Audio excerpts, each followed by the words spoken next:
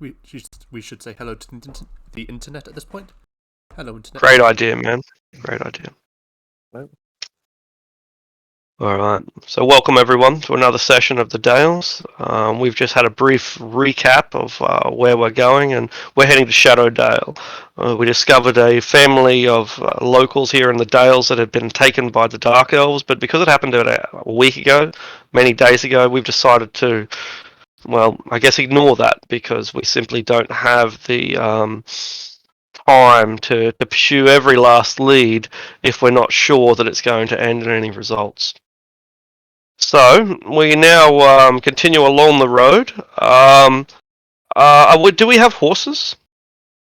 I have my horse. Yes, we bought horses before we left for everyone and fully tacked. Oh, okay. All right. So that means that we're going to reach Shadowdale a lot quicker. Like we could probably make it there in if not a well, we might have made it there in a day. But now that we've taken a bit of time to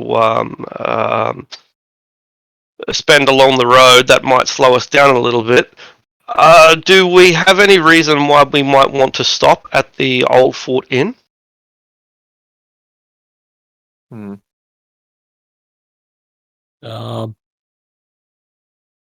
I don't really see a reason. Yeah. Curiosity, I suppose. That's the only reason. Sure. See whether Sure. anybody has any squatters have set up shop in there. Yeah, all right. So we'll have a brief glance as we go through. But with about 50 miles to Shadowdale, we could reach Shadowdale today through two means: either really gunning our horses and exhausting them in the process, or just riding into the night. Neither of which are particularly good options, but either of them are available to us. We pass on by the Old Fort Inn, 5 miles down the track, which takes probably less than an hour, maybe about an hour. I'm sure a horse travels at least 5 miles an hour. I'm pretty sure they go faster than that. Anyway, so less than an hour later, we're bypassing the Old Fort Inn, and it looks plundered. It looks like whoever's been through here has taken the kitchen sink. It's not burned, but it is a little bit vandalized, and more to the point, things have been taken. We could go and investigate further if we want, or we could just solemnly nod and pass on by. Seems pretty unsurprising. Mm-hmm. It's the way of things for abandoned buildings. Yeah. Yeah, that is a logical occurrence, right? Because must have been at least a month, no, maybe 2 months since we came by here, possibly longer than that. And if nobody has reclaimed it in that time, then it's only natural that bandits who are known to plague these roads would plunder it. All right, Artisan, could you give us a D100, please? Be happy to, Thank you, sir. if it would actually roll. It's probably going to roll twice. For some reason, it's taking a little bit. Yeah.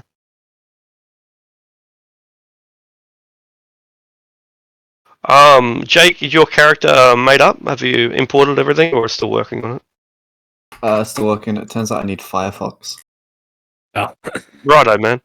No worries. We'll let you keep going and introduce you when you're ready. Has it still not done it for some reason? No, it hasn't done it on my end, so I guess it hasn't done it on your end either.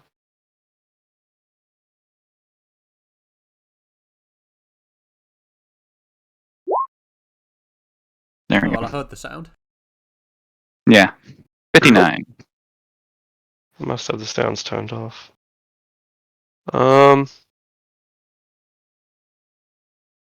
Okay.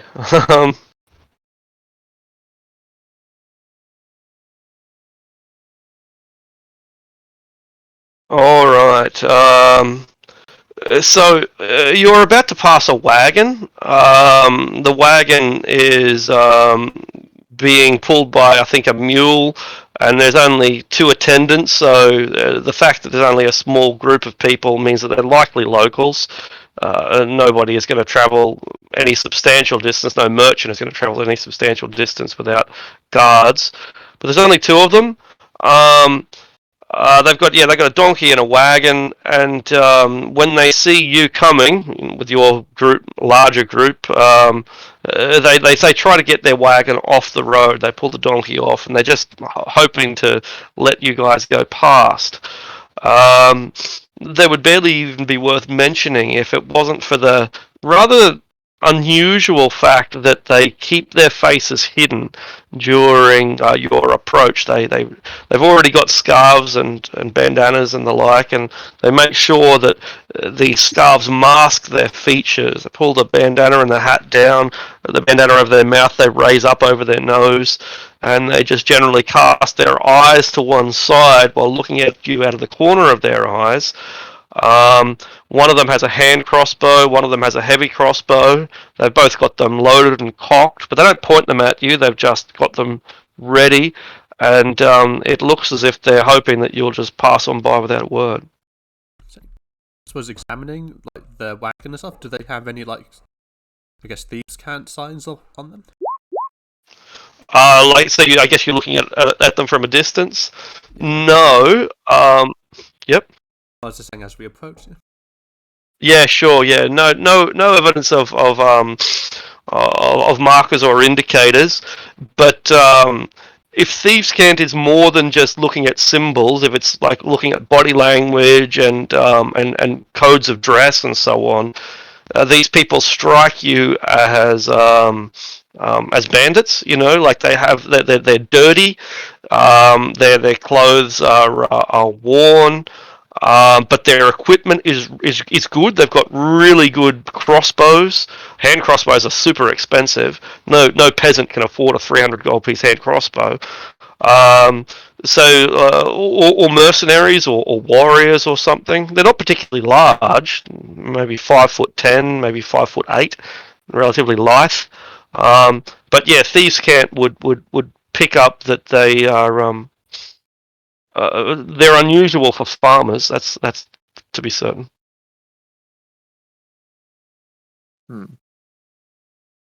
Their wagon is also covered, which again is fairly unusual. You might cover your wagon to keep out the rain, but most Dalelanders just put up with the rain and the sun, and we can't tell what's in the wagon, can we? No, because it's covered. So no, not initially. They get out of your way, and one of them nods their head. The other one just tries to ignore you completely while looking out of the corner of their eye. Any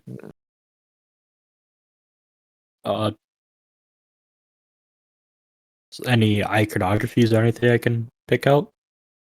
No iconography. You can make an insight check, perhaps. Yeah. Because I was thinking that these might be drow because they're hiding from the sun. Because I thought sunlight sensitivity is more than just it hurts your eyes. They have fair skin, like locals. There's the skin of the English or of Northern Europeans or something. Isabella, you will notice that they both have long hair. One of them blonde, one of them raven black. They've got their hair, stashed away, but you still see a few loose hairs. Do they see any more with the 16? Yeah. 16. You will probably be able to tell that they're both women. They've got a clothing that is hardly revealing, but you can still tell the general shape of their breasts and of their hips. That while neither of them are very large, I guess 5'10" is pretty tall for a woman, I suppose. But neither of them are exceptionally large or muscular. They are still both shapely, like women in relatively fit women. Okay. They're on the road? They've gotten off the road so that you can just ride on past them without them inconveniencing you at all. They've taken their wagon and gotten off the road. Oh, I'll kind of ride over to them and just give a courteous hello. One of them fingers her crossbow a little bit, and the other one says hello in a deliberately deep voice. Like, hello? Her voice is naturally high pitched, but she's trying to mask that. Oh, come now, girl. You don't need to hide that from me. What are you two doing out here? Oh, we're heading back to Dagger Falls. Haven't been there for nigh on a 10-day, and well, we've hoping to sell some of our wares. Oh, what do you have? She looks over at her companion, and the dark-haired companion begins to sweat. We've got some works of art, some works of art that we're looking at getting rid of. Snake motifs. Oh, really? I'd love to see some artwork. Always in the market. She looks again at her companion, and now, but at this point, her companion hasn't expressed, like, she hasn't shaken her head, not even once, but she's clearly nervous, maybe more nervous than the blonde, and all the same, the taller blonde-haired woman pulls back the wagon covering, the tarpaulin that covers the wagon, and you can see chunks of pottery. Like, imagine you've got a vase, but there's nothing left. But you've imagine a vase that broke a long time ago, and it's been buried this whole time, and you've pulled out the fragments, and they've got little paintings of serpents and serpent people, kind of Egyptian in design. You see a bronze marble snake. It's got wings and it's got arms. It's a pretty nice little statuette, about 12 inches tall.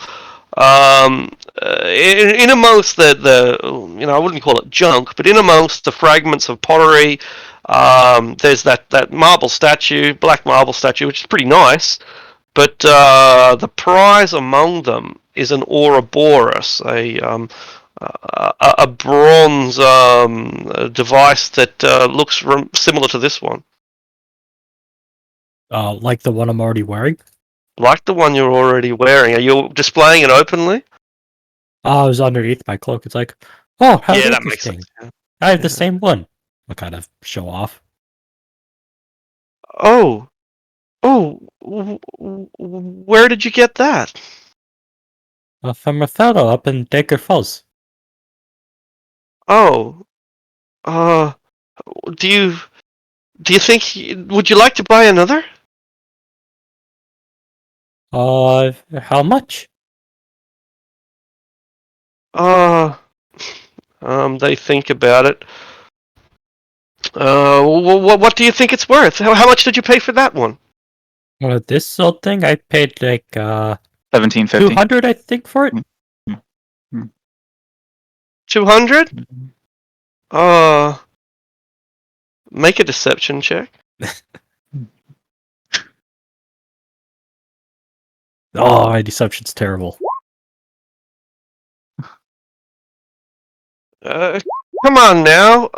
It's got to be worth more than that. This thing is old as the hills. Mm-hmm. Certainly is. We paid nearly 2,000 for that one. She looks over at her companion, and her companion's eyes are wide. Well, we'd be happy to get rid of ours for half of that. Ooh. What about Why are you in 1,500? such a hurry to get rid of Yeah, it? sure.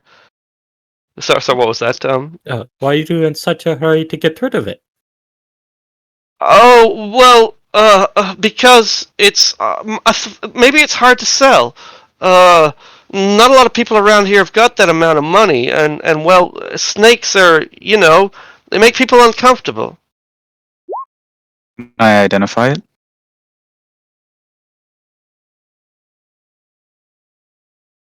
And yeah, so you spend the spell slot, or you want to take the 10 minutes to do so? I can just spend the spell slot. Yeah, Ouroboros of Arcane Defense. It's just like the other one. They're incredible items. if they're valued at 5,000 gold pieces, then that's really good value. To pick one up for 1,500 is almost criminal. Hmm. Happy to part with 1,500. I thought they said 1,000. Yeah, but throw in a little extra. It's not like we can't afford it. No. These ladies could certainly use the extra money. And who wants it? I suppose. I know I'd definitely benefit from it, Mm-hmm. but we'll decide that once we have it, I suppose. Hmm. I suppose like, in that male interrogator's voice, he'll just ask like, where did you steal this? Like, The dark-haired woman, like you hear her gasp. The bird talks. We didn't steal anything. We found them. can I do an insight check on that one? Sure. You 20. see that in amongst their pottery shards and so on, they've got shovels and picks, um, um, like crowbars, caltrops, ropes. They've got thieves kits, thieves tools, thieves kits, adventuring packs, dungeoneering packs. They're tomb robbers. Like there can be no doubt about it. They got dirt on their knees and elbows, lanterns, bullseye lanterns, and normal lanterns. They're fibbing, and the fact that they've got all of this equipment, they're adventurers, but specifically adventurers that rob graves. I suppose. I mean, aren't we doing the same Planning thing on right doing now? it? Yeah. I suppose ours is more grandiose. Yeah, exactly. Yeah, that's right. They're a little different to yourselves. It's just that you're much more competent. I suppose, Grave robbing and glorified grave robbing. Yeah. I suppose he'll like sign the information to Artisan because he probably doesn't have the exact phrase for it, like what these people are. Hmm.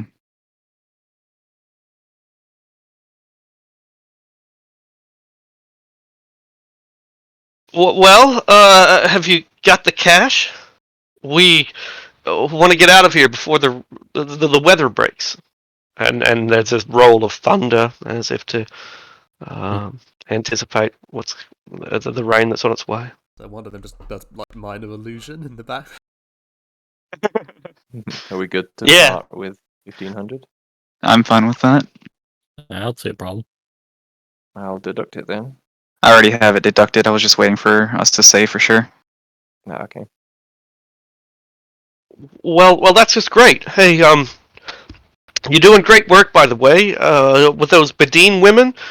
It's really good to see people making a difference around here. You heard about that? Oh yeah, sure. Who hasn't heard about that? It's She looks over at her companion. I'm Ash, and this is Raven. And the dark-haired woman who still hasn't revealed her face gives a slow nod. But she's still got her crossbow ready to fire. We're big fans of yours. Any tips that you want to give? Any advice? Professionals. I hear there's a museum down in Serpent Breeze. They might be interested in your wares. Really? I suppose a museum might buy old pieces of pottery and statuettes. What do you say, Raven? And she shrugs, and but right now her eyes are on you, counting out the coins one by one by one by one, and it seems that 1,500 gold pieces is probably going to satisfy her for now. That'd take forever to count out. Fuck. It would, right? And they'd want to count it themselves as well. So, you know, Is she still half holding an the hour later. crossbow? Yeah. Ash will do the counting, and Raven will watch the roads. I guess we'll get another. It's not polite to hold the crossbow.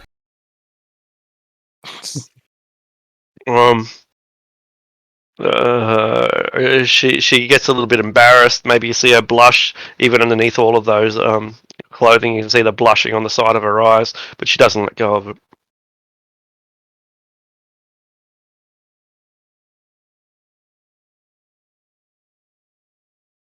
All right. Half an hour later, we've counted out the money, and they are eager to get going. If you've got $1,000 in your pocket, then you want to get that somewhere safe, right? And that's the attitude that these people have right now. But it's more like While we're 10,000. counting out the money, can I ritual cast detect magic just to see if they have any other gear? Yeah, absolutely. And nothing else is magical, no. Okay.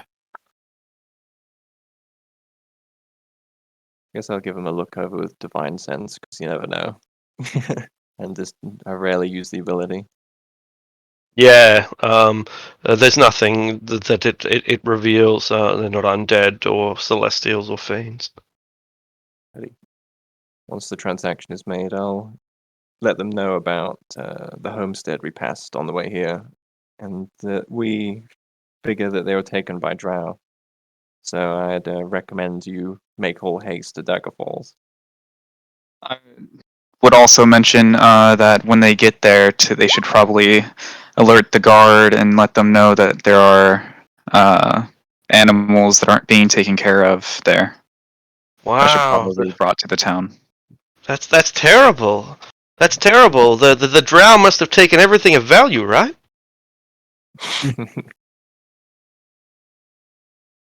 It looked like it, yeah. Ah, well, I guess we better go and make sure, and we'll give the horses some water while we're on the way. I'm sure you've got more important things to do. Kind of roll my eyes. Like I might have known that these treasure hunters would want to ransack the place, but as said, I don't think there was anything left of value there. Mm. All right. We head on. Lady Eleanor, D100, please. Alrighty.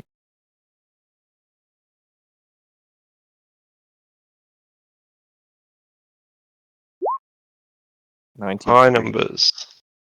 We've already had this one, so it's no encounter.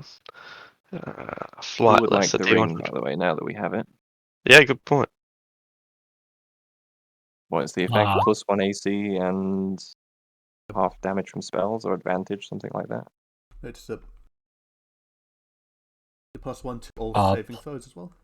We have advantage on Yeah, saving throws and- against spells. Yeah. That's really good. Yeah, it's stupid good. Yeah, it's way too good for the price. It's a really powerful item. Basically, it gives you all the racial advantages of being of a 1T. I was about to mention that, so I was like, Fortnite. one to just get that for free. Yeah. It's also the Oath of Ancient Paladin class feature rolled into a ring of protection. Yeah. No, Class of Ancient's different. Is it? Yeah, they get damage reduction on all spell techs. Alright. All right. Right. Okay. Yeah, I'd certainly benefit from it.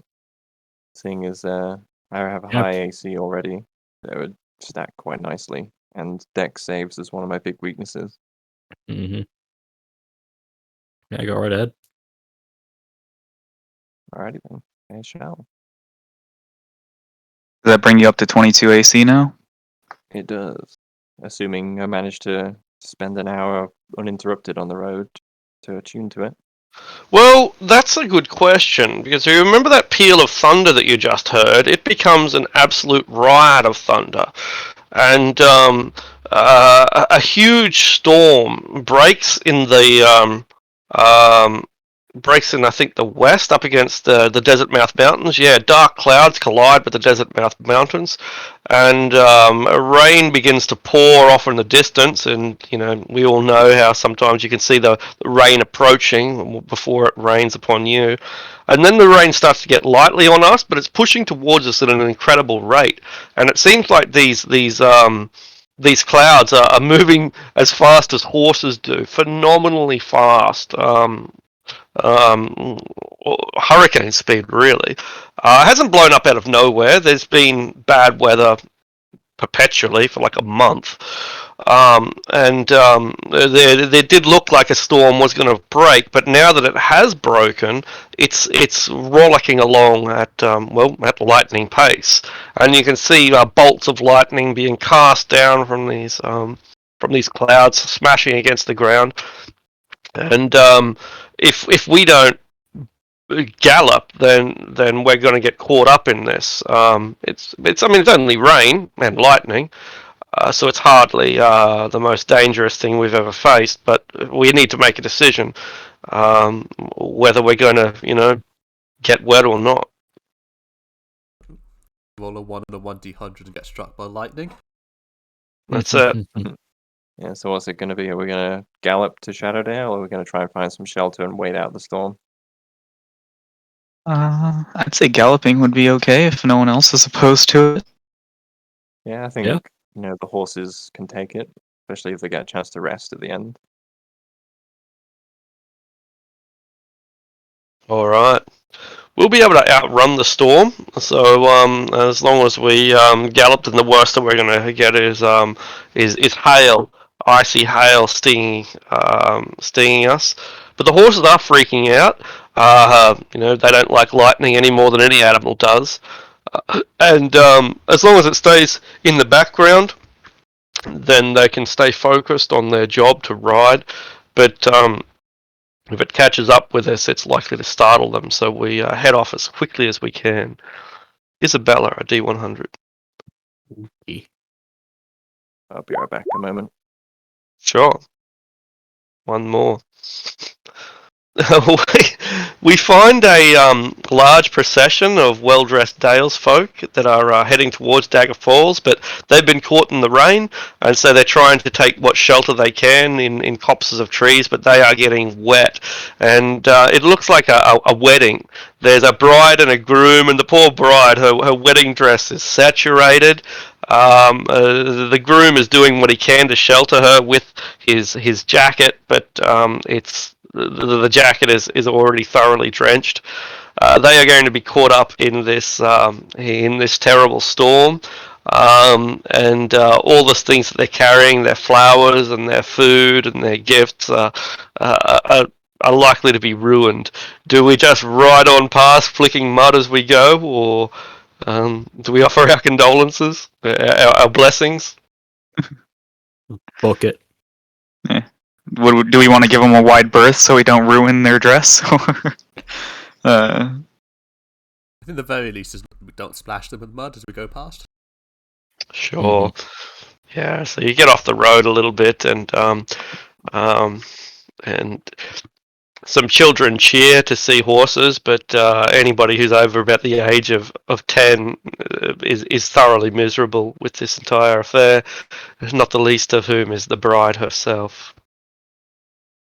All right, and we ride on through the bad weather until we reach the small town of Shadowdale, known for its wizards and warriors, a town of heroes. In spite of only being a population of roughly 500, it's one of the most famous little towns in the world. We haven't been here before, have we? I don't believe so. No. I don't believe so. Need to find the Oh, Shadowdale map. yeah. Before we get into town, I'm gonna cast. Yes. What is it? It's Metsu's magical aura Right. on myself and give myself mask.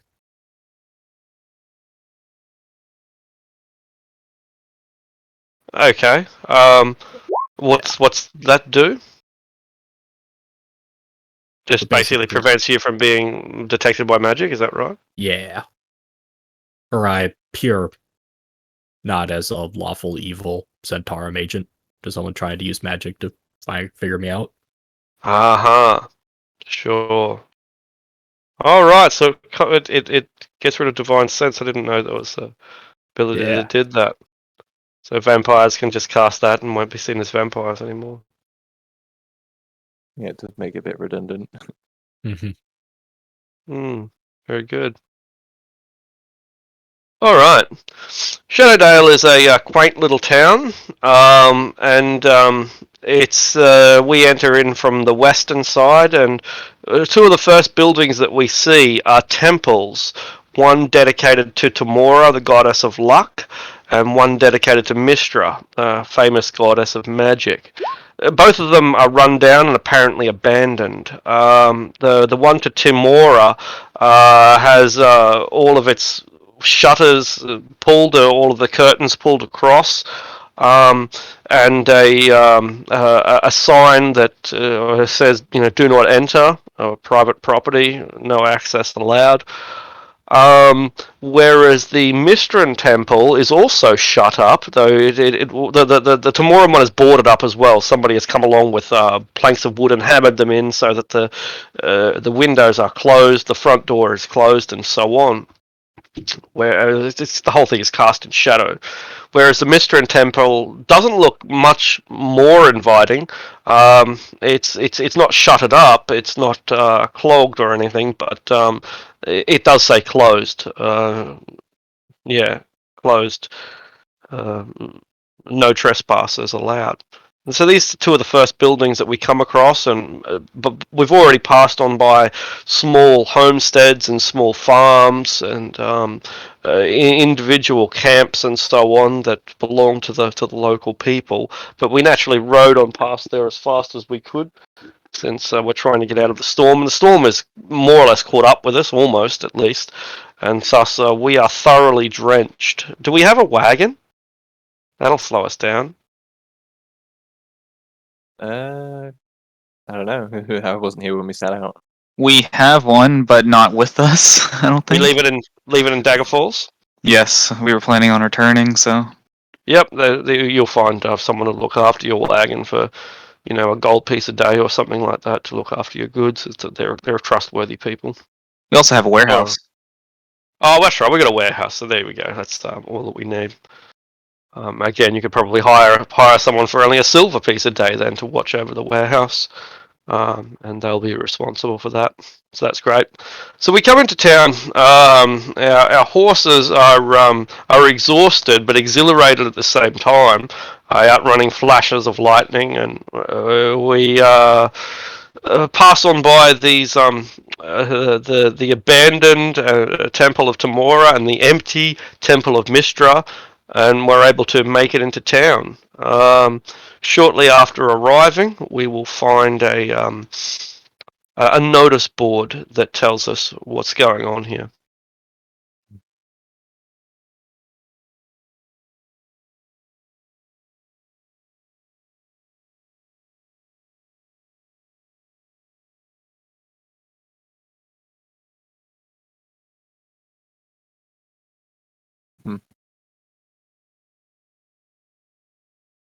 If I see a local, I'll ask them, where's this twisted tower at?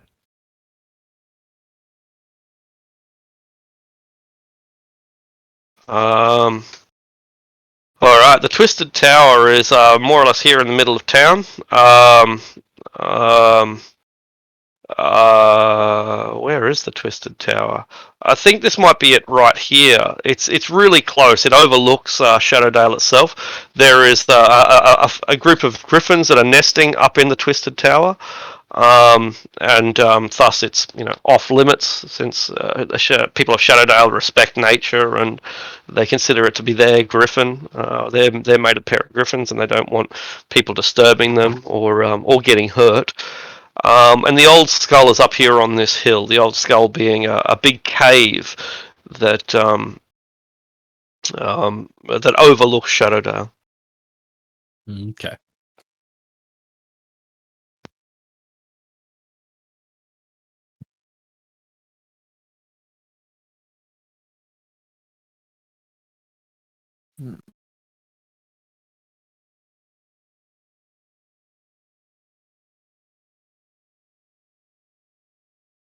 There's an investment opportunity.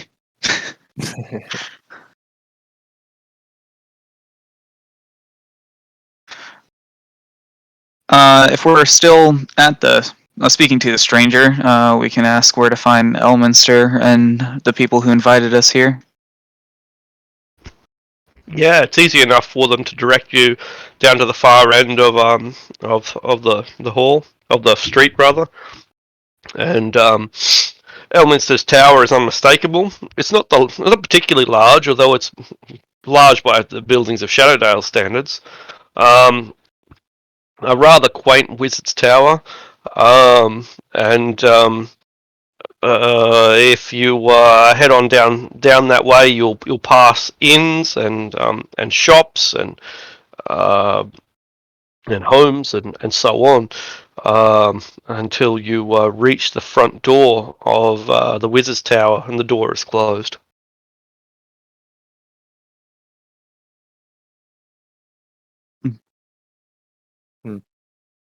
Well, looks like he's gone. Too bad. Strange. We could try knocking.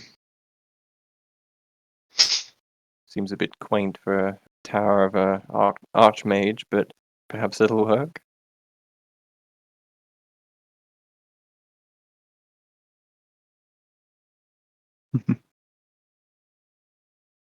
Are we going to knock? Yeah, I'll wrap my gauntleted knuckles on the door. You hear a chair scrape against the ground, and someone waddle over to the door, and a stout but muscular man, maybe 5'9", opens the door. Relatively handsome, in his perhaps his early 30s, and he opens the door, but only opens it a little more than a crack. Hello, what can I help you with? I understand that we were invited by Elminster, or more specifically, she was. I'll gesture to Isabella. Oh, oh, I see. Oh, well, Wait, I was invited? Mm-hmm. Oh. I'm sure that the random occurrence, it was an invitation specifically for you. Pretty sure. Well, if it was specific for me, I'd want nothing to do with it, because that's 100% sounds like a trap.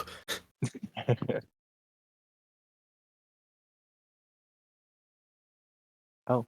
I thought that was just one of the 3 random encounters or random things that happen during the month. Yeah, I And it targeted me. it was just their role. I'm like Yeah. 90% sure that it was an invitation for you, but regardless, I'll expand it then and say all of us. well, won't you come in then? Get out of the rain. I shall alert the master of the tower that you have arrived. Very well. And you find yourself in a library. It's not exactly a public library, though it's kind of set out that way. There are chairs for sitting, and you hear the sound of a kettle whistling. It's warm in here. It's dry, and the cataloging system is pretty good. Tomes on history, geography, on arts and on sciences. There's a small fiction section, though the vast majority of it is non-fiction. Arcana, of course. And yeah, you're left to peruse through the library if you wish, while we wait for the arrival of the master. I suppose then, I'm looking. sorry. You go ahead. Oh, go ahead. Oh, I was gonna say I'm looking for the strangest fiction book this guy has. Righto, make an investigation roll.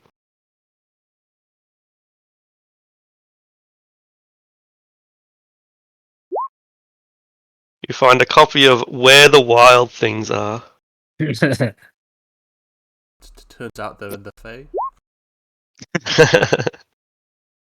And I guess Flightless is just looking up, because this is probably a good opportunity to like read some rarer texts on Arcana and history. So he'll try Absolutely. to learn, like, I guess, memorize as much as possible before like the guy arrives. Sure.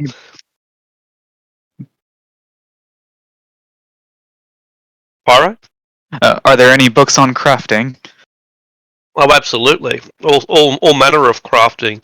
Um, yeah, all the way from complex engineering down to how to sew socks. How about stoneworking? Yeah, definitely. Treatises written by dwarves and humans uh, old scripts that have been converted from the texts of giants and so on. It's uh, a lot of it is entry level stuff, but some of it is quite advanced. I'd look into some of those then.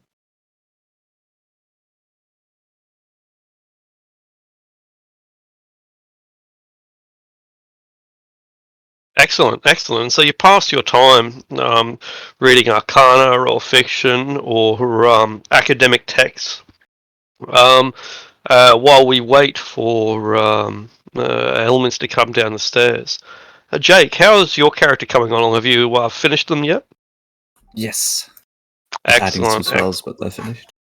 Very good. Well, you can be in the library too, and so you spot a group of people that have entered. They're soaked to the bone, and they come in and hang their cloaks up and get warm by the fire and start paging through various tomes. Um, do you? What are you doing here in the library yourself? What's your character's name first, actually? Finnick. So what's Finnick doing here in the library? Guess I'll be brushing up on some languages. Guess I'll just be having a bunch of different language books with me and then just finding a place to read them. Very good, very good. Um, so someone comes in. There's only a few tables here, and someone comes and sits down at your table and begins flicking through the books as well. Do you guys say anything to each other, or do you respect the sanctity of a library and just quietly peruse your own texts? What does Finnick look like? Black and white bunny folk. That's odd. Most peculiar. Is he? Okay. I suppose he's a small one or a medium one.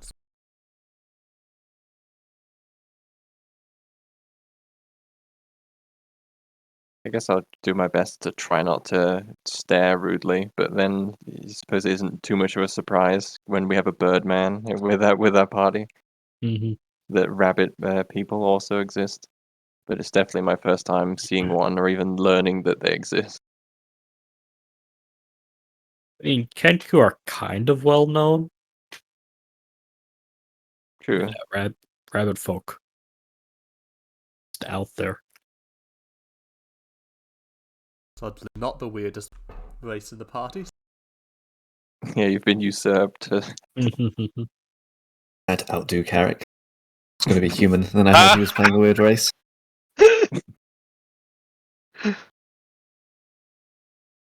Certainly out-cute him, if nothing else. All right. So you've probably heard of these people, Finnick. They are from Dagger Falls, and they've been responsible for the rescue of scores of women. They've crossed through a fairy forest, which is most likely where your people come from. Not necessarily, but it's pretty likely. And so they are up and comers, famous in this regional country town. But far more famous is Elminster himself, who comes down the stairs. Thine eyes doth deceive me. Yonder heroes enter into thine own domain. Welcome, welcome. Doth ye want some tea? And he brings down the kettle. Be delightful. Yes, delightful indeed. Appropriate terminology for such simple pleasures. And the tea pours itself, and the cups float on over, resting down at each of you. Honey and lemon, and milk and cream, all following them. What's the milk and honey in his one? Delightful. Carrick. He can't really like sip the tea, can he? He has to sort of like tilt Just it tilt and then it. pour it into his open beak. And then throw his head back so that he can drink it. Since Yeah. he can't. I think in drinking, he's still weirder than Finric then. Yeah, not really a dignifying way to drink when you have a big. Not really. Verily, thou hast found my companion. Yonder companion Finnick here, who hath come into thy service and is looking for steady employment. Coincidence then that ye arrive here at thine hour, or when perhaps, perchance, all of ye may find companionship amongst each other. Looking for employment, you say? Yes. Well, I wouldn't say we're particularly hiring, but what exactly are you looking for? Money, or do you have some other objective? I've come from the Fae, and I just seek to explore more of this world. Exploration. Well, that's all in good, but you're not going to be a burden on us, are you? I would find myself quite capable. And if I fail, I do have a dragon pet I like to call in from time to time to fight by my side. A dragon. Not quite a full dragon. But, might as well compare it to a baby dragon. Still quite a feat. Abjuration 1. Mm-hmm. It's a powerful spell there.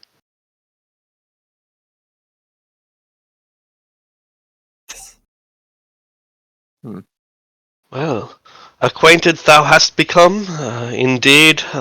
Thy companionship doth welcome here in thine tower. Thank ye all, and well met for adhering to my request for thine presence. For thou art indeed heroes of thine own. Thy progress hath been followed by thine own eyes and ears, and to thy knowledge, our exploits hath indeed been beneficial to all residing within thy merry dales. You flatter us with your kind words, Elminster. Indeed, thou art deserving of flattery, fair lady. Say, if your eyes have been following us quite closely, if I just rack my brain out of character a moment, I remember exactly what I'm talking. Check my note. Jesnar the Seeker. So I'll ask Elminster if, while following our adventures, he knows anything of Jesnar the Seeker and what he might be doing here in the Dales. Verily, Jesnar be among thine most powerful wizards of thy fair kingdom, Cormyr. Thou art from such lands, if my thy research serves correctly. That's true. I'm simply curious what such a powerful mage as himself would be doing so far from home. It seemed to me like he might have been collecting reagents for some sort of spell, but it seemed a little odd that someone of his stature would not have someone else do it for him. Verily, thus thy such mundane approaches may be taken by thy quarry, yet thou art indeed accurate in thy suspicions that thy quarry might be engaged in deeper conspiracies. Indeed, thy suspicions are that he searcheth for thy hidden king of Cormia, whose presence cannot be found within Fair Kingdom, and therefore thy hidden king must be abroad. It strikes thy humble servant that it could be that he searches far and wide, from mountain range to depths of forest, even unto the seas and beyond, for this quarry.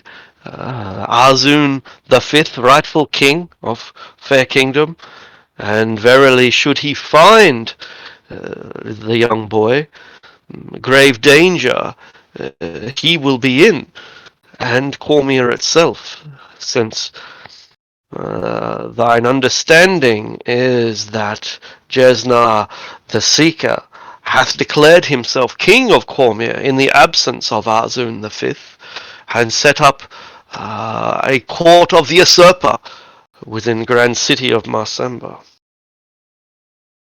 He would be so bold? That traitor. And in Hmm. my home city as well. Verily. And Well. thus he must be stopped. Yes. I suppose I shall take some small comfort in knowing that he appears to still be looking for King Azun, and if an archmage such as himself cannot find him, then there might be hope yet that someone else will discover him before he does. Verily, verily. For indeed, prior to Jesnar the Seeker's ascendancy to Archmage and Commander-in-Chief of thy war wizards, such position belongeth unto the old rogue and rival of mine, if thou art can be foolish enough to call him thy rival, Vandegast, a wizard of no small accomplishment, as ancient as thy servant, and the disappearance of Vandegast coincides directly with the disappearance of King Azun the Fifth. And verily it is my suspicion that Vandegast hath taken him away into some place safe, or at least pursueth him, so that he may be found before by benevolent forces before the villains can locate him. Hmm. Well, it's good to know there's someone else out there besides me looking for him. Verily. I don't suppose you and your infinite wisdom and power would happen to have any hint or inkling as to where King Azun might be? Thy power and wisdom are far from infinite. Verily, I assure thee. Yet, in my heart, I feel he is safe. For were he not, then all of the heavens would wail, and all of thy angels would weep. Thus, it is my personal belief that he remaineth safe and secure, and yet, if he cannot yet reveal his humble self, then it must beeth because the hour of his revelation be yet to come. Hmm. Then I shall have to wait until the hour does come, and I will be there for him. Verily, verily, fair maid.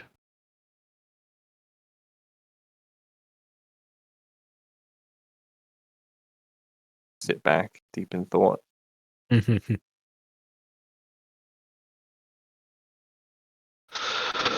Sadly, thy humble servant hath pressing issues beyond even the domains of Cormia, and this marketh why thou art not searching right now from mountain top to valley base. Indeed, Thou art, of course, well aware of the returneth of Bane to thine realm of Faerun. Yet thou deem it unlikely that thou hast heard of the machinations going on within thy home plane of Bane, known as thus as Avernus, or commonly called Hell. Hey, welcome, man. Great to have you along. Hey, can you hear me? Yeah, Hello. yeah, absolutely. Hello. Hey, sorry. Hotel room and the internet went down. So I don't know. Oh, Yes. all right. Oh, no So problems. if I'm late, um, what time do you guys usually start? About Bit over an ago. hour ago. Yeah, All right. yeah, yeah. Is it bad? Should I just come back next time, or is it? No, no, no, no, you're no, good. no, no. It's great to have you along. That's really good. You haven't missed much anyway. We've reached Shadowdale, the town that we were heading to. We decided to ignore, well, bypass the kidnappings. And now we're in a small town of Shadowdale, a population of about 500 people. It's a famous town because of its most famous citizen, whom we're currently talking to right now. Among the most accomplished wizards in the world, Elminster. Apparently, he is our fan, or by his own admission, he's been following the progress of the party, and is quite excited by the heroic actions that we have taken. And he is just informing us now of a few things. He's been talking about the Hidden King of Cormia, who is a baby that's meant to take the crown of a nearby kingdom, the kingdom that Lady Eleanor, one of our companions, comes from. Um, but he suggested that the king is probably safe right now, because if he wasn't, we'd know about it. Someone would have, claimed that he is dead, and thus the dynasty is dead. So the fact that no one's done that is probably a good sign. And he's just moving on to a new topic, just introducing that. Um, and thus Elminster continues, Verily, thine servant departeth this world very soon for machinations within hell herself, thy distant plain of Bator and layer of Avernus, he says, using the proper academic terminology for what commoners call hell. Verily, this world from which thou enemy Bane hath come is filled with conspiracies, and thou art heading there soon personally to investigate thy events personally, that such conspiracies may be trimmed back or derooted completely. And thus I admit that thine cannot turn thy attention towards pressing matters such as noble king of noble realm. Instead of pursuing such big fish, thy servant turns towards thy sharks and dives headlong into the school of sharks. Verily a dangerous task, and one that thou art invited to join, if thy wishes. You would invite us to accompany you to the depths of hell? Invite, perhaps a misleading word. I would warn thee against such such matters, were they not so trivial. Indeed, companions are few and far between for such perilous journeys. Yet, with all that thou art doing within thy realms, thy dales, verily it seems fitting that thou should be invited, since thou have proven thyself as characters of moral fibre and competence indeed.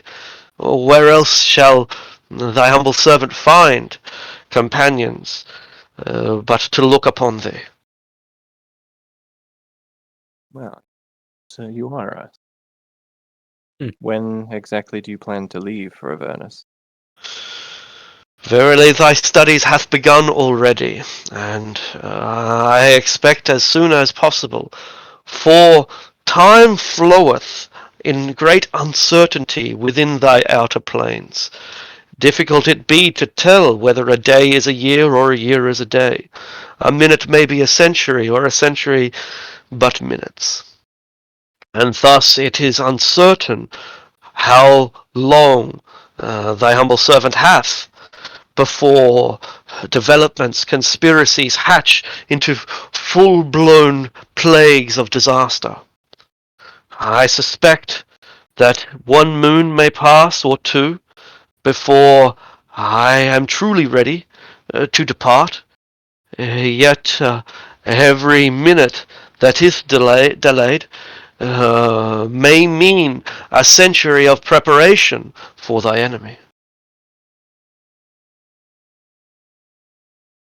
Understood. This would be quite an undertaking for sure. Something that I'm not sure all of my companions would agree to. So, of course, we would need to discuss this. Verily. And thus I have invited you here. If details thou art in need of, they can be provided at thy leisure. Yet, again, I must warn you, such undertakings cannot be undertaken lightly. Thy very soul shall be at risk from countless devils and dragons and threats that are found within thy very heart of evil within all planes of existence. For hath not even the children of peasants heard of hell? Very true. Hmm.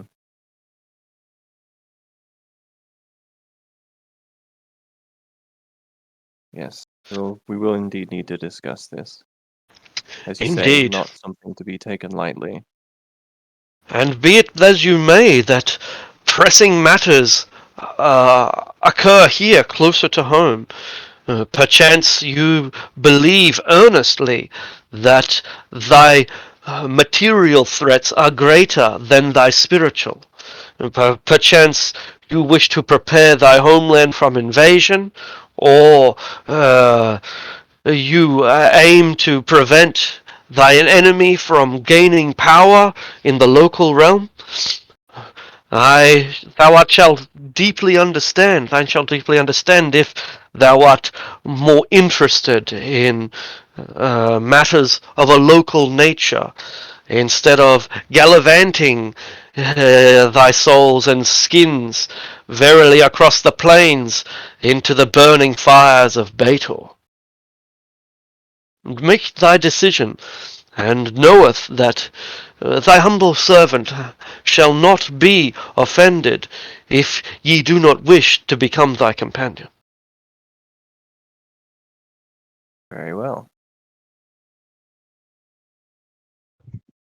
More tea?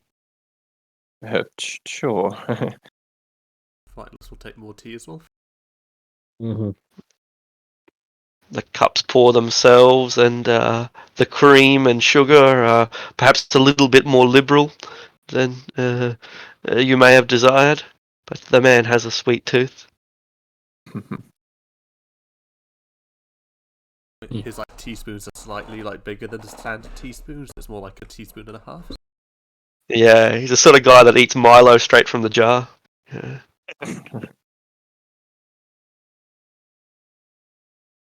Well, Finnick, was it?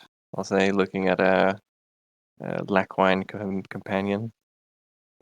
If we do decide to accept Elminster's offer, you might end up with more than you bargained for, following us down to hell. True, but hell is just another. Is it dimension? What's in D&D again? Plane of existence, I think. That's the one. Yeah, dimension is hell, an appropriate term. Yeah. hell is Yeah. just another plane I have not yet visited. That's a good point. You are already a planeswalker. Although I would imagine that hell is far less pleasant than this plane.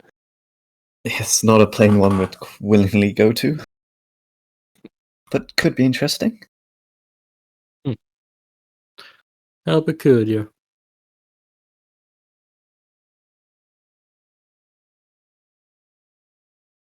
Verily.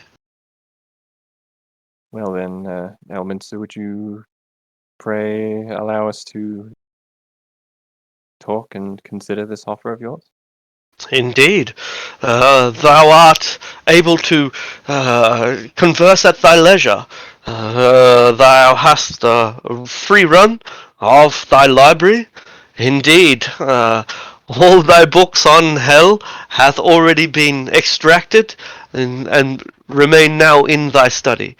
But when thou hast made thy decision, verily shall they be provided unto thee. May we learn a little more of this expedition, the reasons that you're heading down there? Indeed. Thou enemy Bane doth base himself within this realm of Avernus, of Bator, and thy quest is to understand thy political situation within hell, for hell is nothing if not political. For where doth a politician go when he die but hell? No?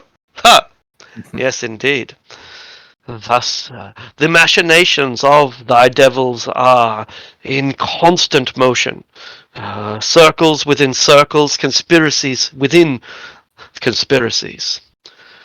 Be it that there may be some way of destabilizing thy enemy's power by entering into negotiations with or opposition to allies, enemies, and such. It may be that Tiamat herself, queen of evil dragons, holds some key to destabilizing thy enemy. And if not, there is always Asmodeus, grandest evil within all of the realms, and purported to be creator of the universe. Conspiracy's grand indeed, no? Very grand. Far beyond anything I could imagine. Conspiracies that might shake multiple planes of existence. Verily, verily. And thus, while we focus upon thy realm of Toriel, of which Faerun be but one continent and the Dales be but one fraction, while we focus on local problems local within exotic worlds, perchance we shall bring doom to others innocent, and thus it is with grave concern that I enter into these negotiations, knowing full well that any concession etched out of a devil may bring catastrophe to any other. If we were to accompany you, what role would you have us play? Ha! Verily thou art my bodyguards, for even thy most accomplished magician needeth sleep and rest and time to study, and I would have thee as hirelings protecting thy camp and negotiating thy passage and perchance pouring thy tea, perhaps even giving thy old bones the occasional massage? Can't help but chuckle a little bit at that, as impropriety. Well, I The know way that he leers at you just confirms the impropriety. Powerful archmage though he might be, he has a reputation as a ladies' man. I'd be happy to give you a massage. Ah, verily, thy hands are strong, but are they soft as well? I like I like Who to needs- think that he just checks to make sure. Tink, tink, tink, tink. Who needs Oh. soft? You need to work out the kinks. And think- thy humble servant doth be kinky indeed. Well, I know that God damn it. I know that going on this expedition to thwart evil plans is reward enough for me, but for others among us, a more material reward might be in order. Verily, verily. Be it that I hath a number of old pieces of equipment and that your humble servant hath gathered in times past, that gather dust and cobwebs here within thine tower, perchance they may be more appropriately acquired by thine heroes, whom can put them to use where thy spiders and rats cannot. That's very generous of you. On the contrary, thy offer is be anything but generous. Yes, I suppose you're right. A trip down to hell. It's quite a lot to ask.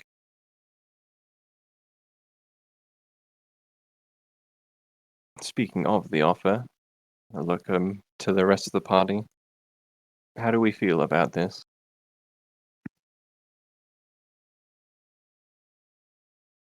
I get crafting materials out of it. I imagine there'd be quite some exotic materials in hell of all places. Hmm.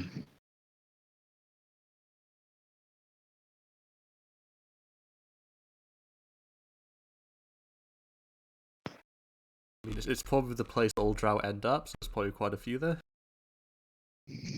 Hmm. No, but it looks like he'd I know. follow you if you asked him to. Fair enough. I look to the remaining 3 members of the party.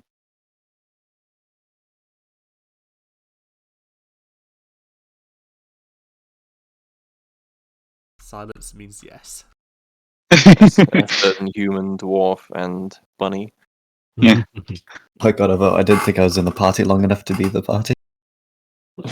Well, You're in the party now. you're in the party now. We welcome all the freaks, don't worry. Sounds good. And what about you? I'll look at the dwarf.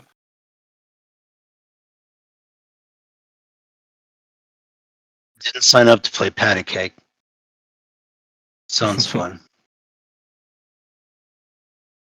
All right then. It seems that we're in agreement that we will accompany Elminster down to Avernus and do what we can to protect him. Doesn't sound so bad.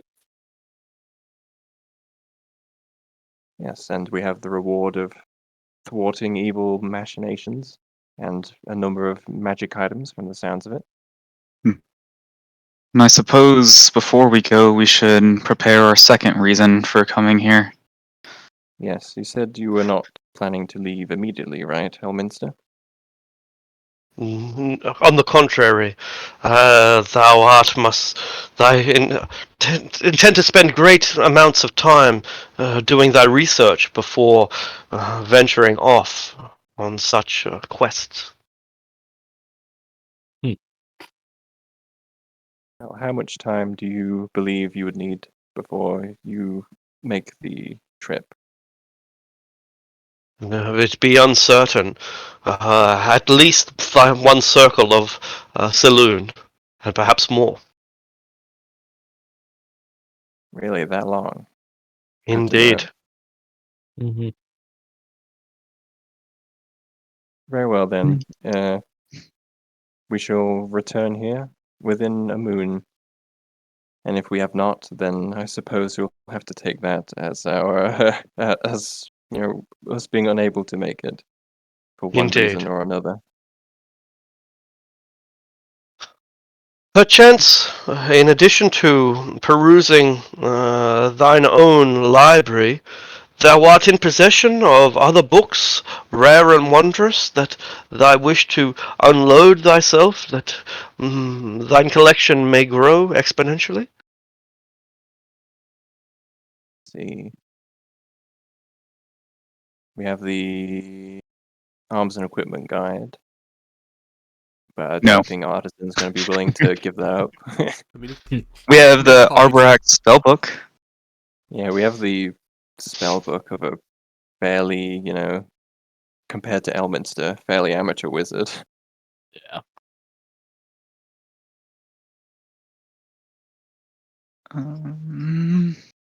But apart from that, nothing I particularly suppose we could interesting. make copies of the book for him if you wanted it. You mean you'd like copy over the arms and equipment guide, like scribe it? Yeah, just into a different book. Yeah, I guess so. It's not like we don't have enough time. Yeah.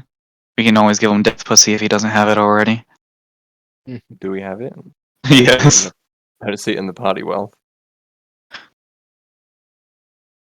Did we sell it at an earlier point? I don't believe we ever sold it. I I guess know it it. just never. Yeah. I don't remember.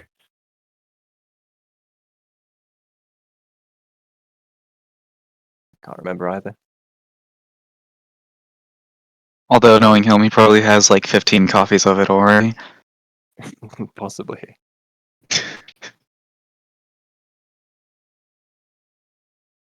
Hmm. I don't think we have anything that would be much worth giving to him then. Yeah, not particularly. Tragic. Tragic indeed.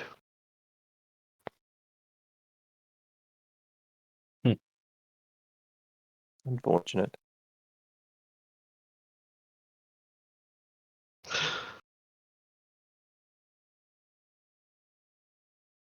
Didst thou mention thy graphic novel of great excitement and adventure?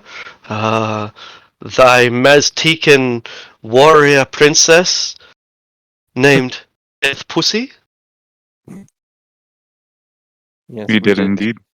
We did come across a volume of that lewd novel series. Oh, how fortuitous! For thou art indeed a collector of such pieces of exotic literature. Verily, thine is interested for the articles, of course, but would be willing to part, if thou art willing to part with them, then thy humble servant shall provide great weights of gold in exchange for thy gift of literature. Oh, he down bad. I see. Well, we'll keep your collection in mind should we come across any further copies. Verily, verily, 1,000 pieces of gold shall suffice. I don't see why not. Hard they be to collect, rare they are, and well sought after by academics. Yes, I'm sure. Purely for literary reasons, I'd imagine. Specifically literary reasons. I am a man of culture, after all. I'm sure you are.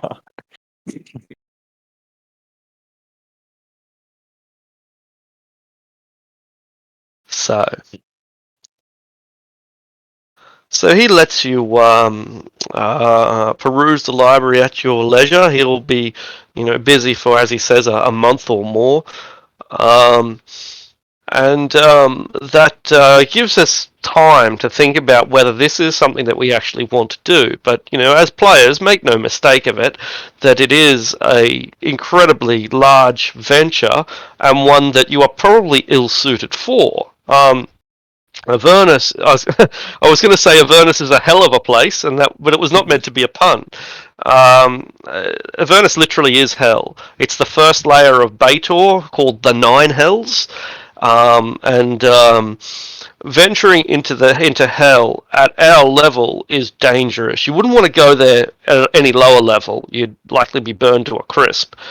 The toxic air, constant raining fire, the poisonous water would kill you before the devils even had a chance to. It is exceedingly dangerous, as would be fitting for the most famous realm of damnation in existence. But at our level, we could possibly survive. We would need protection from heat. We would need a way to sustain ourselves with food and a drink and so on. Elminster's assistance will be invaluable, of course, but he can't be expected to spend his spell slots looking after us when the whole point for him taking us is for you to look after him. So it's something to think about long and hard, and not to just decide to go on a whim. Not the least of which because it alters the campaign irreversibly. This will cease to be a Dales campaign in that regard, and will instead become an Avernus campaign. So keep that in mind. While whether you discuss it now or whether we put it on the back burner for a month in game and a month in real life, and we come and address the question after doing something else. I would rather level up and before going into hell. Yeah. Yeah, I figure that Going to the mines. Yeah. Yeah, I was going to say that this gives us a more legitimate reason now to go to Tethyamar Mhm. to gain experience fighting powerful creatures, which we might suspect to be down there, and to furnish ourselves with any magic items and loot that we acquire, and use that to properly prepare ourselves for the trip. Hmm. Yeah, I have next to no desire to go to Avernus. Been there, done that. Fair enough. Is anybody a cleric? No. Level I'm a 1. paladin. Yeah, Flightless is a level 1 cleric. I'm a level 7 Okay. paladin. Most powerful cleric in the party. Technically true. Well, we have the drow. Weren't those the drow raiding party? Can be still investigated from last time, and going to the mines. Yeah, we've got like a month, maybe slightly more than that. There's plenty of time to get some adventuring done. Hmm. And if at the end of that we feel like we're still not ready, we're still not experienced enough, we're still not geared enough, we can refuse at that point. Refuse the creepy wizard. Yeah. Not even being that creepy yet. I can only imagine. So yeah, that's what I would propose. I would propose that we keep his offer in mind, let a month pass of us doing our thing, and if after a month we feel like we're ready, then we'll take it on. How long will enchanting take? I have no idea, honestly. I think creating a magic item usually takes into account like the creation of the item itself, not just the enchanting process. So if it's just to enchant it, it might not take quite as long.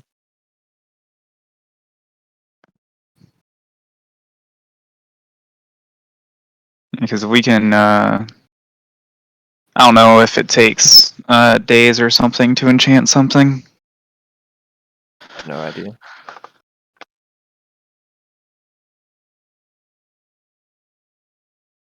Do we have the means to enchant? It'll take just a few days, and yeah, here in Shadowdale, you will. Between Elminster's laboratory and the Rune Forge, this is Shadowdale is the perfect place to to enchant things. It would take just a few days then. Is that My for vote. all of our gear collectively, or would that be for one item?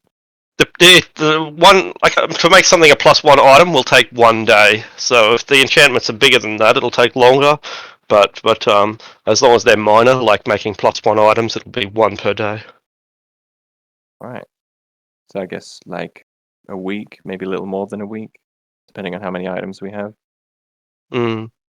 So let's say how many of us? 1, 2, 3, 4. I think it's 6 of us. If each of us enchant armor and a weapon each, that'd be 12 days. So almost 2 weeks.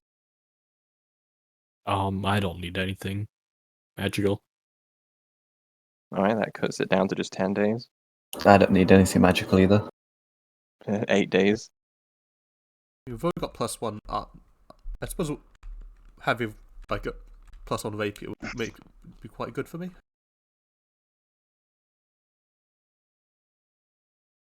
Alrighty then. So operating under that assumption that we're each enchanting 2 items, apart from Finnick and Isabella, that'd be 8 days.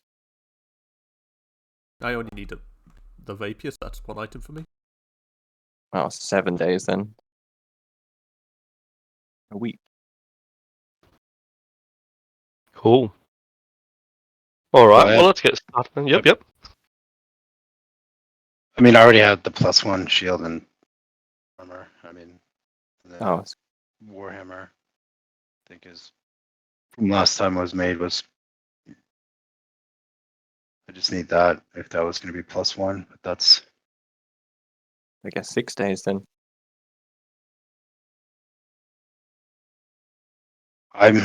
I'm up for going back to the Underdark and checking out where those Drow Raiders are coming from. That's my vote. Yeah, I'd happily do that as well. Although it's quite. I was gonna say an impossible task, but I'm pretty sure Finnick is a ranger, and so we might have just got the skill set we need to actually make it possible. What class of character are you, Finnick? Are you a a ranger? ranger? Okay. Question: is there a lot of giants in this campaign? Because that's kind of all I know about Faerun. So I kind of picked favored enemy giants. We've encountered like 1 giant, but he was like Friendly. neutral. I don't know about friendly, but he's neutral. Is didn't it cool attack to have us favored outright. enemy giants? Yeah, dragons. There's more. This is the year of rogue dragons, so dragons are going a bit crazy. But yeah, not a lot of giants. No, not a lot. Maybe more as we get into the higher levels, like we are now. Certainly more in remote areas like the Underdark or mountain tops and so on. But here in the settled areas of the Dales or the Kingdom of Cormier and so on, they're pretty uncommon. Okay, so there's a chance. That's fine. There's definitely a chance. Yeah, that's right. The more remote places in particular. But if you need to trick somebody, I can do that for you. Right, the pain of playing ranger, all your situational favored enemy stuff. I love it. It's a lot Hmm. better now. As long as they pop up somewhere in the campaign, I'm happy. I don't care if it's Oh, like a lot or a little. As long as it happens, I'm pretty fine. Cool. You can always make your favorite enemy humans because we're gonna run into a lot of those. You get 2 as a humanoid, so you could pick. Pick Uh, goblins and orcs. Yeah, or Just- humans Cool. and goblins or whatever. Yeah. Or just Alright play then, with so- Natasha's rule and don't worry about it. Yep. I wanted to be special with too many languages, so I took favored enemy. Nice. Alright, so it sounds like the plan is spend 6 Yeah, days here enchanting and whatnot, then see Yeah. if we can pick up the trail of the people taken into the Underdark, and then if we have time for it, go to Tethyamar as well for considering Elminster's offer. Yeah, I have no desire to go to the Underdark. Fair enough.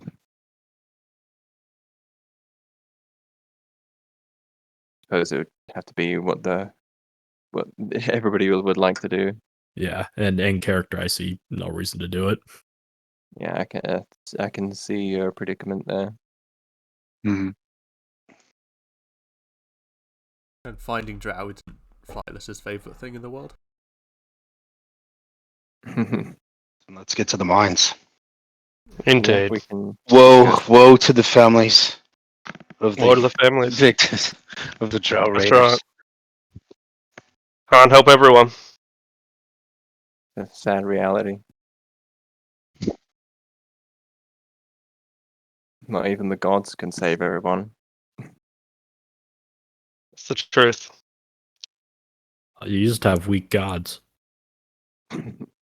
Huh. So let's get to the mines. Indeed. So, to streamline this process of enchantment, do we know what that involves? Of like, you got the ingredients and everything. I think it's like incense, myrrh, or frankincense, and gold. Do you have that?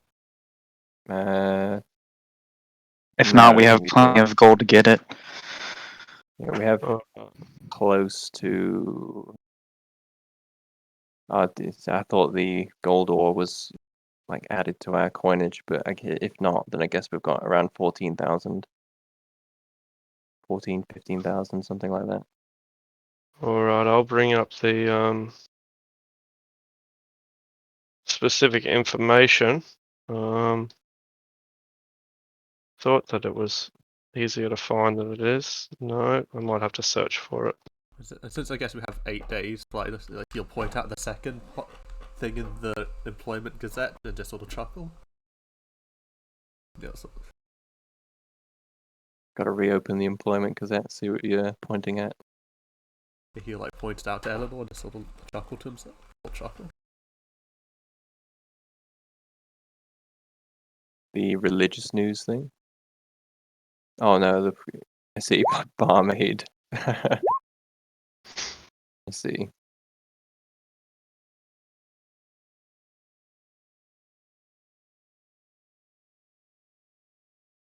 Let's kind of One raise silver an a day. eyebrow. Bodhi's not provided.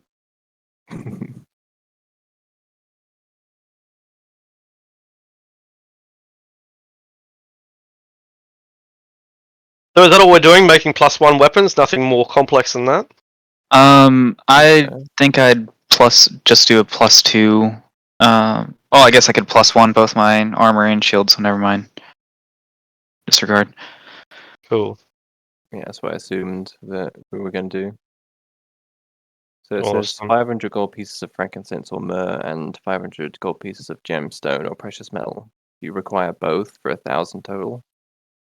Yeah, that's it. Yeah. Okay. So that would cost us, I think, 6,000 in total. 1,000 for each item. Do any of us have the ability to cast the magic weapon spell? I do. Artisan does. Cool. All right. Well, then work out who's making the checks.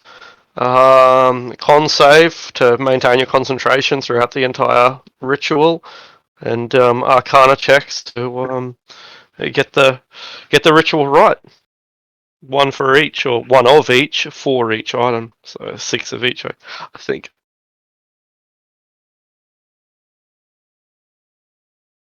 Flightless has decent Arcana. By decent, I mean expertise. Can you get lower than 11, or is it impossible for you to get lower than 11? It is unlikely for me to. My bonus is a +8. All right, unlikely is not good enough. You're going to have to make the rolls. I can flash a genius for 3 of them. And How long does Flash of Genius last? Does it just like specifically It's say the next per skill? check. Or it's not like not like guidance that only has a minute limit, is it? no, it's when the check is made. Hold on. Here we go. Yep. So you can use it equal to a number of equal to intelligence modifier, and you have a long rest each time. So yeah, the minimum is 11. So that means that the Arcana check is automatically passed. That's that done. We just have to make the concentration checks then, the con checks. How's your con? So I guess this is going to be one of the rituals that Isabella went over in the few days prior. Well, it says it's a con save. If I work with you and just assist you as you're doing it, just remaining in proximity of me will give you a +3 to your con save. I can. How long is he going to be doing it each day? I think the majority of the day, right? Dusk till dawn. Yeah, that's right. Yeah, dusk till dawn, so 12 hours. Okay. Never mind then. Yeah, so as long as I'm by your side helping you for that entire duration, I think my aura should give you a +3.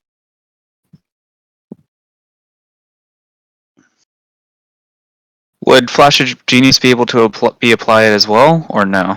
If it's Is that skill checks, then no. This is a saving Okay. throw. Yeah, okay, I've got that ready. Don't show me It says it now. aura then. saving throw. It says ability check Yeah. or saving throw. Oh, does it say saving throw? Oh, yeah, it does say saving throw. So yeah, it will apply to the saving throw as well. But in any So case, I passed +6 the on your first one. con save then. Yep, pass the first one. It's It's fine to go. +6 to it.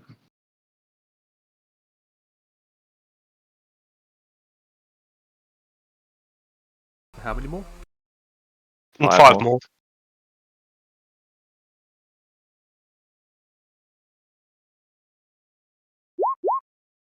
Yep, Nice. yep, yep, Inspiration. yep. Yeah. It's No. technically better. So wait, that will cost you, I think, 500 gold. Yep. So we've wasted 500 gold. You can, it doesn't ruin the process. It just wastes the equipment and costs us a day. So subtract an extra 500 gold and then keep going. Another try then. Yep. 4 successes so far. There We we need go. 2 more. Yep, 1 more. Okay, cool. So they're all done. Takes us an extra day and wastes an extra 500 gold pieces. But apart from that, it's all finished. Alright, so 6,500 gold and 7 days. Not too bad.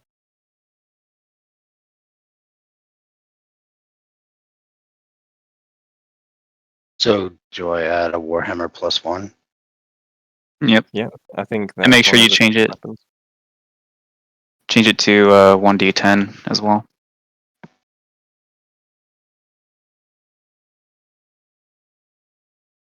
If you enchanted armor, then make it a +2 because you already have a non-magical +1 on it.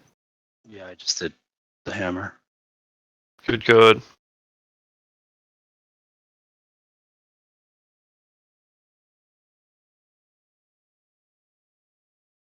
What do you think? Like, he'll point out the pit fighters thing because he wants to see if he's actually learnt anything under Eleanor. Point out what? The pit fighters wanted. Just Oh, one pit fight to see if fighters. he's learnt anything.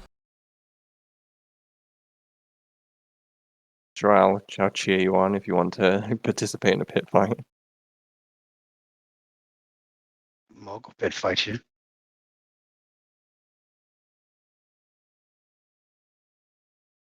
And a chance. You want to do some pit fighting? Yeah. Well, he wants to see if he's learnt anything. If he's good enough to be a part of the party, I guess. All right. So you head down to the pit. The pit is is like the worst building in Shadowdale. It stinks like piss. It's a small little bar where the derelicts of society go to drink. The bartender has a really bad attitude and doesn't really like anybody. So after he sells you an overpriced, watered-down drink, and you get to talking about it, he organises the pit fight for you. You'll be up against a minotaur named Balrog. I stand no chance. Balrog, why have you done this to me? I guess this is one of those there aren't any rules things. Do you go Yeah, in not with really. Weapons? You go in with weapons? Um, Or your gear, or you'd go in bare knuckle, or what is the rules? Yeah, you can use weapons if you want. Certainly he'll be using the weapons as well, but it's meant to be just unarmed. In my captain, But, or he'll just lose. yeah, sure. Yeah, all right. Okay, so we're able to place some bets then, I suppose. I have no personal money. Can we kind of pool our money together for the most part?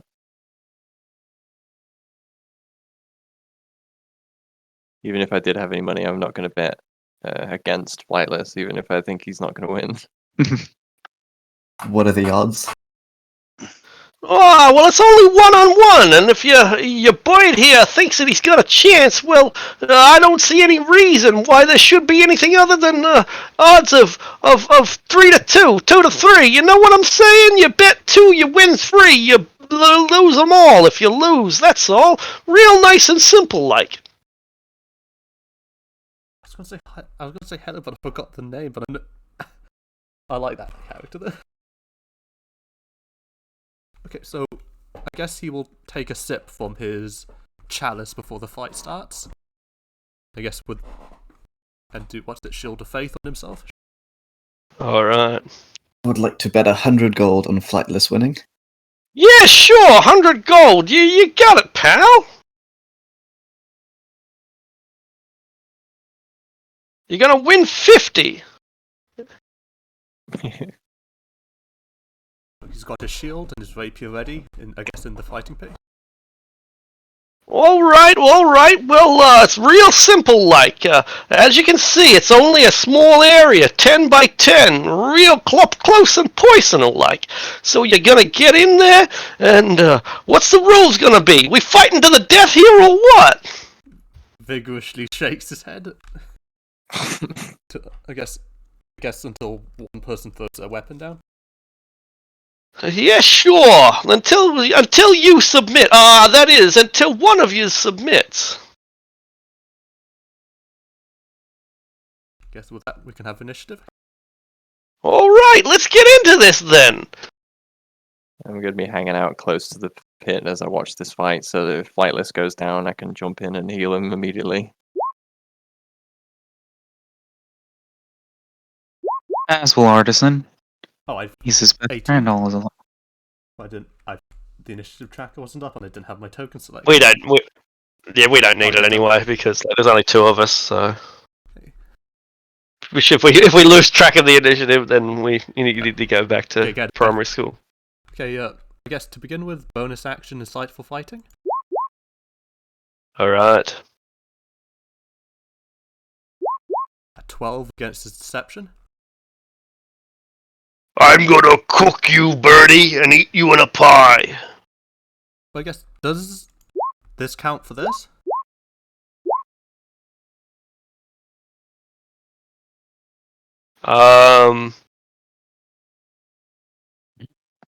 No, because it specifically says to determine whether a creature is lying. I Yeah, assume the dexterity was the deception. that's right. Yeah. Yeah, so I have him, and then I'll do an attack. 9. You're gonna have to do better than that, pal. Hits his And turn. he hits you with his great axe. God, he sure does. Okay, well, wait, I'm gonna bury you. there we go. I'll use uncanny dodge on the first attack. All right, he takes 6 damage instead of 12. Okay, then I'll attack him again. Got our rogue shenanigans. 11. Then roll higher than a 5. Your dice just hate you right now. He tells you. And what Gotta keep- armor are you wearing? Breastplate. All right, then he's gonna get reckless, so he makes sure that he hits you. No. Yeah, just barely hits. Barely. Yeah, but again, rogue shenanigans. All right, you're half the damage. That's all good. You're quick, I'll give you that, but not quick enough to dodge my axe. You have advantage because he's reckless. Ah! 16 damage. Ah! Well, I felt that. And he decides not to go reckless anymore.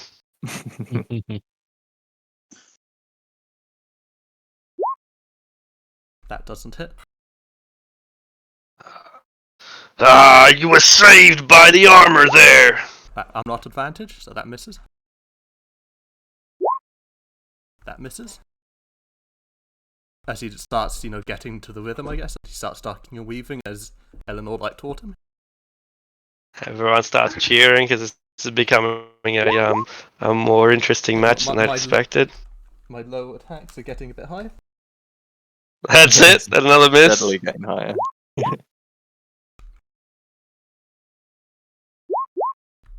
That might hit. It does. But a scratch. 18 damage. So you get sneak attack as well? Because of my insightful fighting, I can sneak attack because he failed his. Where is it? Right. So for the next minute, I get my sneak attack on him. Cool. He goes reckless again. Yep, that hits. But Ouch.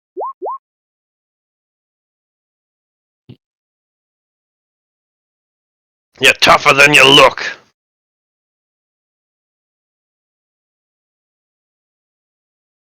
I can't help but cheer Flightless on as well at this I point. lose my spell.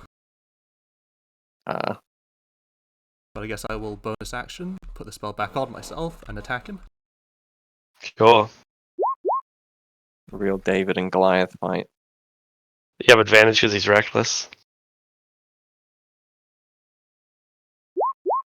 20.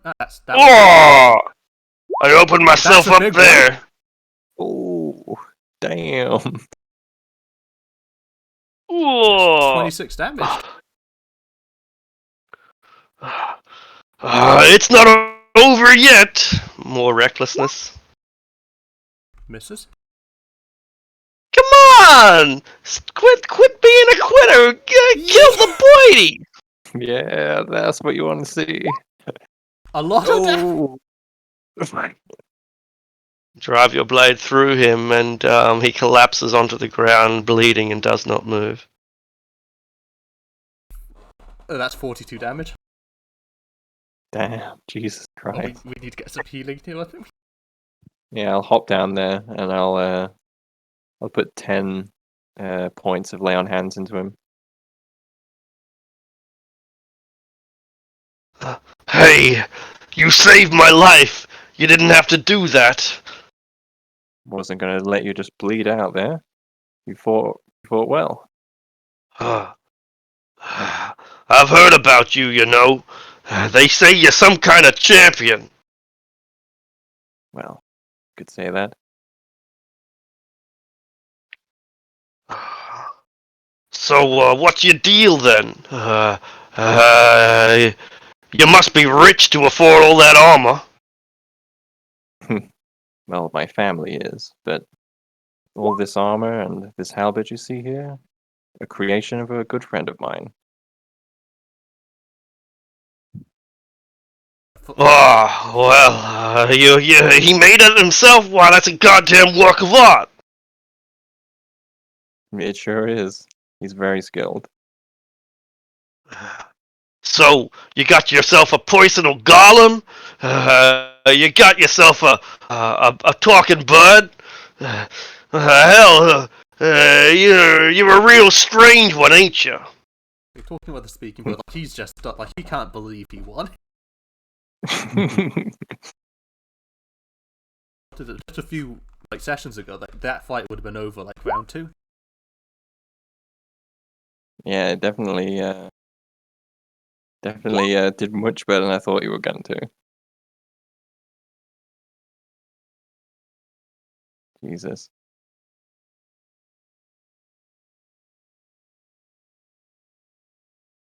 Yeah, I'll thank him and say that, yeah, I guess you could say that I'm a strange one, as are my companions, but I'd like to think that the bond between us is rather close. Well, say, you're landowners or something? We own some property in Decker Falls. I'm looking to become a landowner myself. Wanna run a few header up here. You got any land for sale? None for sale at the moment, I'm afraid. That's too bad. See, I'd be willing to take care of your land if I had a little plot of my own. You know, I want to be an independent business minotaur. I need to, but I don't like to work for nobody. I don't mind looking out for others, but I want my own plot of land with my own cattle, and I want to do this independently. Certainly quite respectable. Sadly, it's more real estate that we own rather than land. That's too bad. Oh well, I guess I'm gonna have to keep fighting then until I can earn my keep and fulfill my dream. Yeah, keep going. Yeah, I'll give him a little tap on the shoulder. Just be careful. You know, if I wasn't around here to heal you, people might have just stood around and watched you bleed out. You're damn right they might have. Say, if you're ever looking for a guide, I'm from the Underdark. I've roamed Roth all over, from the Glimmer Sea to the Stockhold, all the way to Sith Morcaine. If you're ever looking for someone to guide you through the dark paths, then you come and talk to me. And when we get back to the surface, maybe you can repay me with territory. We'll certainly keep you in mind. What might your name be? I'm Baylor. That's right, I'm named after a demon. See, it's certainly a quite intimidating name. Ha. Well, I just got beaten by a little bird, so you don't have to be afraid of me no more. Well, don't feel too bad about it. He's worked very hard to get to where he is.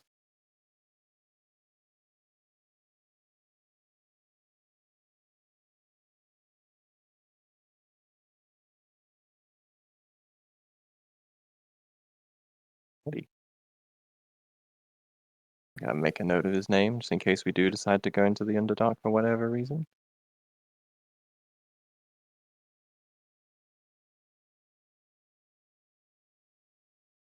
So we off to the mines now? I believe so. Off to the mines. Okay. Our affairs in Shadowdale are done. And our journey, is there anything, there's nothing more that we want to do while we're here, right? Oh, you get your 150 gold, by the way, bunny girl. Get 100 back and 50 gold piece profit. So you bet 100, they return your money and they give you 50. Yeah. Nice.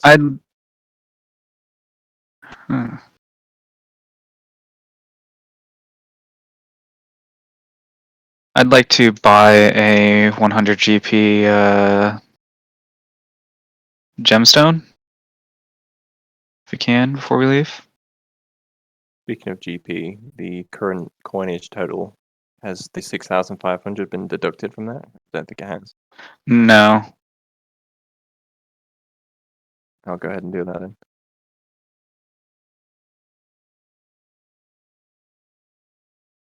What gems? Oh.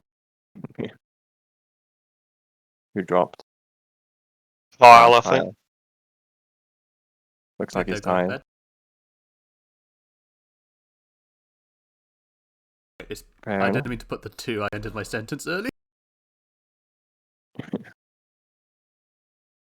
So what is this this 100 gold piece gemstone you're looking to get? For a homunculus servant. Well, yeah, I reckon if you're gonna get a stone like that, this is the place to do it. Yeah.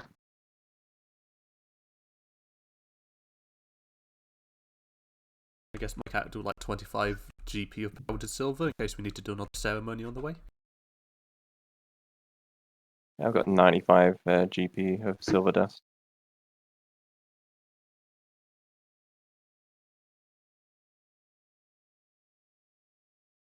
just in case we need to do like a ceremony. Yeah, it's fair enough.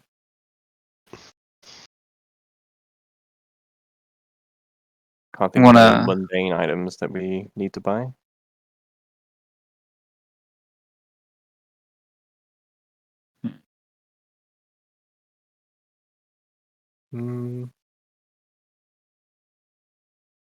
Maybe some climbing gear, since we'd be going back near the mountainous area. Might come in handy. We need 5 more than we have.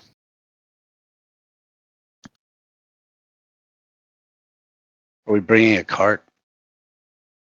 Horses? I think we Vehicles? will be. Well, we're left with the cart. It'd be a bit suspicious if we got back without it. Maybe not. I mean, a bit weird if you went back without it.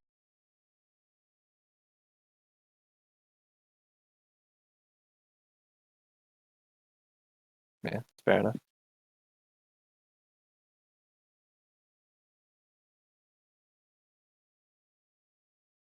We also still have the 2 sets of full plate, the Nightbringers, the Black Gauntlets, and whatnot. The full plate has been converted into other things. Alright, I'll remove that from the list. What about the Nightbringers? I don't think Nightbringers have been converted now. I think only one of them was a Nightbringer, actually. The others are just +1 maces.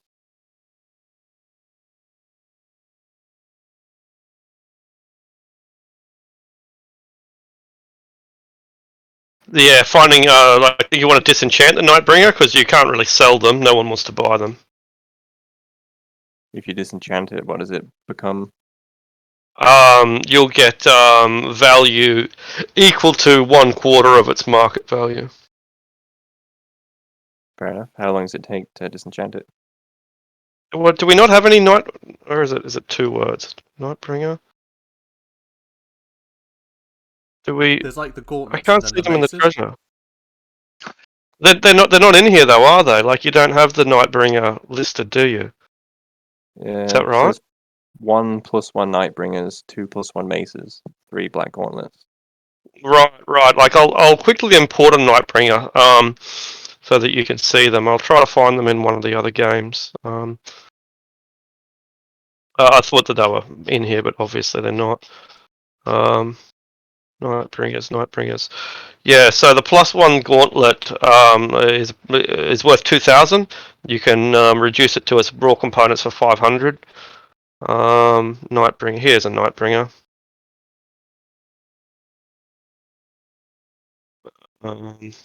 They're cool. So yeah, you'll get 1,250 for that, since that's a quarter. Wow. How long would it take to disenchant these things? It's pretty quick. So maybe a day each. Yeah. Do we want to The spend the extra mines. time for some more funds, or so we Let's should go to just- the mines. Okay, fair enough. We'll just carry these around for now, and we'll disenchant them later. Sounds good.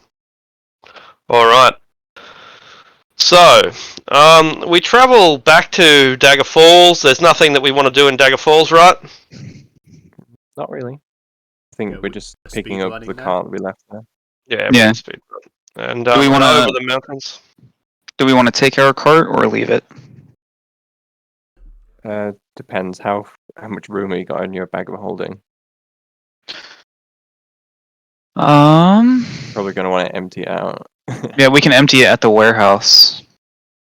Yeah, good idea. If we go down there with an empty bag of holding, we should be able to do without the cart. But I'm At thinking least about like you'd looking. think. I guess appearing normal. Like we left with the cart to do trading, so we should have like reappear with the cart, like an empty cart. We didn't leave with the cart. Oh, I thought we did. So never mind then. Yeah, I think it'll be fine.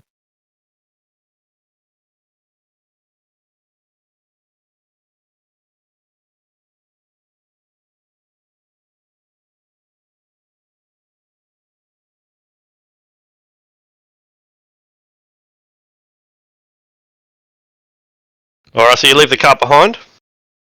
Yeah, sounds like it. No worries. Stopping in at the Sandfort? Probably not. Isabella might have wanted to, but it's hard to say. Like, Kyle's not here. I don't want to speak for him.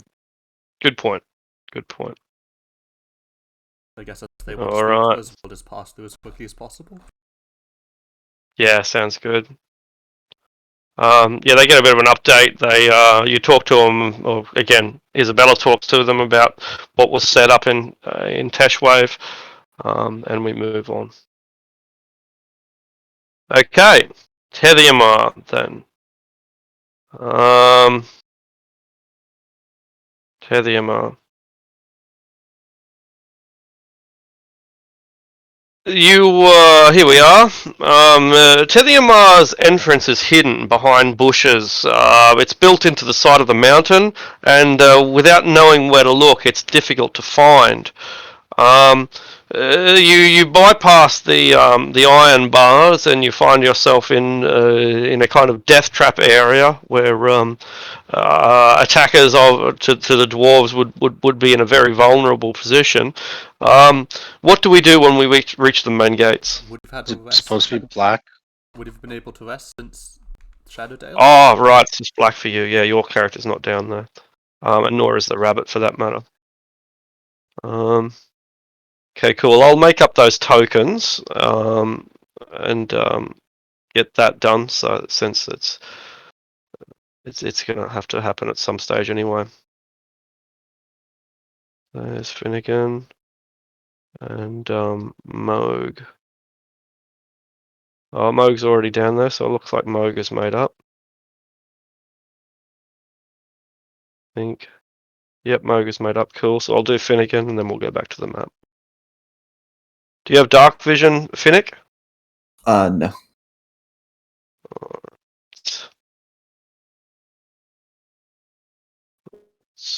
Welcome to the Blind Boys Club. Yeah, I took Dark Vision spell. Oh yeah, very good. Sad Kenku noise. Huh. 9 for life. While making characters, how do I make the Drake Warden? I mean, the Drake. Oh, it would The be Drake Warden? like a pet. Like a. It's like We're just gonna have to do it NPC manually. Pets and companions. Oh Oh, yeah, yeah. okay. So that's I'll change. I'll make up a new one so that it is an NPC character sheet. Since you'll probably you won't want the full character sheet. You'll just want the NPC one. Drake. Sorry Not to about be this. confused with the artist at the same time. No, don't be sorry. It's got to be done. Finnick.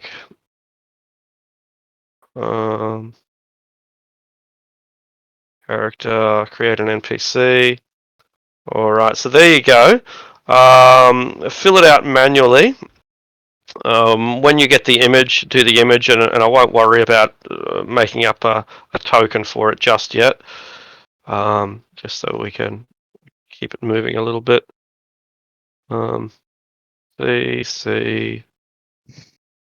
C, bottom overlapping. Dynamic lighting is. Yep, that's all good. Save those settings. Change it. I do love Mellow pictures. I'm a big Mellow fan. Yes, it's a good Yeah, game. same.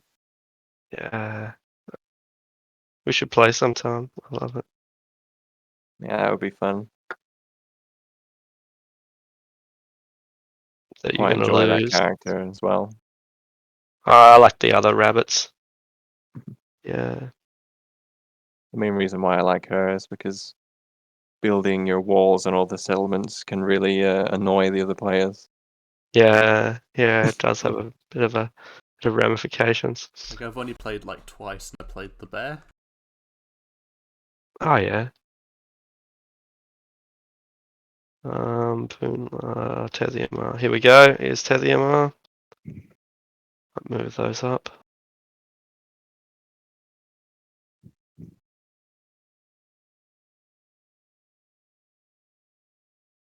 Okay, cool. So, take 2. Did we get arrested like before we got here?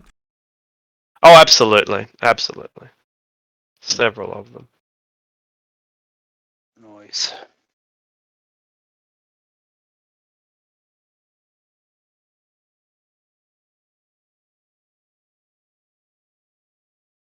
So, Artisan, have you got an homunculus as well as the Steel Defender? Yes. Cool. Find familiar and have 3 creatures. I plan to keep the homunculus like in my pocket or on me until I need it, and then I'm going to make it fly to people whenever I need to do like touch magic or touch stuff. Cool. So does Moog remember this? Where he's at and how to get around? Absolutely. I'd forgotten that you'd been here. Yeah. So these are the front gates. You got throughout the entirety of the first level, but didn't get any further. I'll show you a map of Tethyamar since you've likely remembered it off the by you've committed it to memory. And if not, then we actually have a map anyway. So that's what the top level looks like.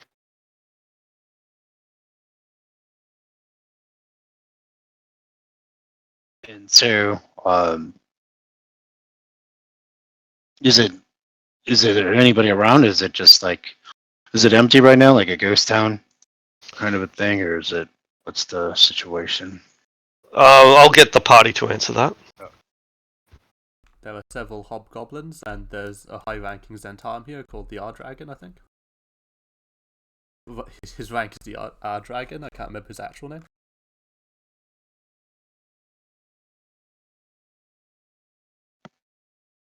Just refer to him as our dragon.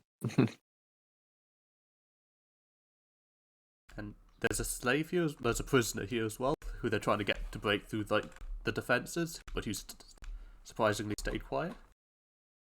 Yeah. And we completely forgot about him. So what's our plan? Are we just walking until we hit Oh, ambush? so we never explained it fully because your character wasn't fully part of the party, but I guess on the trip we could have explained it. We're basically double agents for the Zentarum right now. So we're working with the Zentarum because it's convenient for us, but we have other ideas. Like, I Um, guess we've been conscripted in and we're just waiting for an opportunity to leave. Yeah, we basically got forcibly conscripted into the party and into the Zentarum. And so we're just keeping up appearances until it's a good opportunity to make our resignation official, so to speak.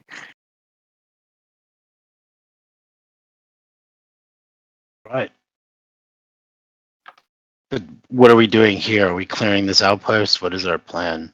So the door to Tethyamar mine, like to the next level, needs to be opened, and we're here to open it. Unless someone is not playing nice. Not sure. Let's open it. How do we do that? Someone needs to open it from the other side for us. I suppose we should knock, or Isabella would command them to open the door. Because Flightless will play the sound of a horn if we need attention. All right. Once you declare who you are, the gates are opened, and the hobgoblins. I wouldn't call them welcoming, but they are. They stand to attention and give you the kind of greeting that soldiers give superior officers. Mind you, there's only like 6 of them, 6 hobgoblins, a single human veteran, the R-Dragon himself, and the wizard with his manticore. No, he's gone. He's back at the Sandfort. So your total army is 8. Yeah, Flightless will return the gesture, I guess. Very good. He'll indicate. Maybe we should now like get the guy out of the prison cell, like under like the guise of he's going to help us open the door. So Yeah, I wouldn't be opposed to that. All right, I'll go and bring him up. He is a gnome. Zam Maldir.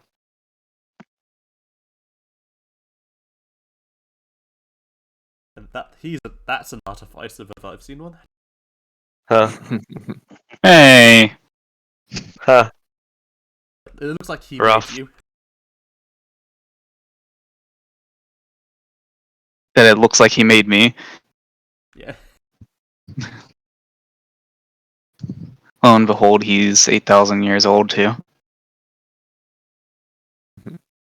Well, you return at last. I thought that I was going to die in there, you know. Oh, we did come back. Ah, very good. Well, shall we get started then? These tombs aren't going to loot themselves. So I suppose we should get to it. I remember it's All right. to like the back left is like where the thing is.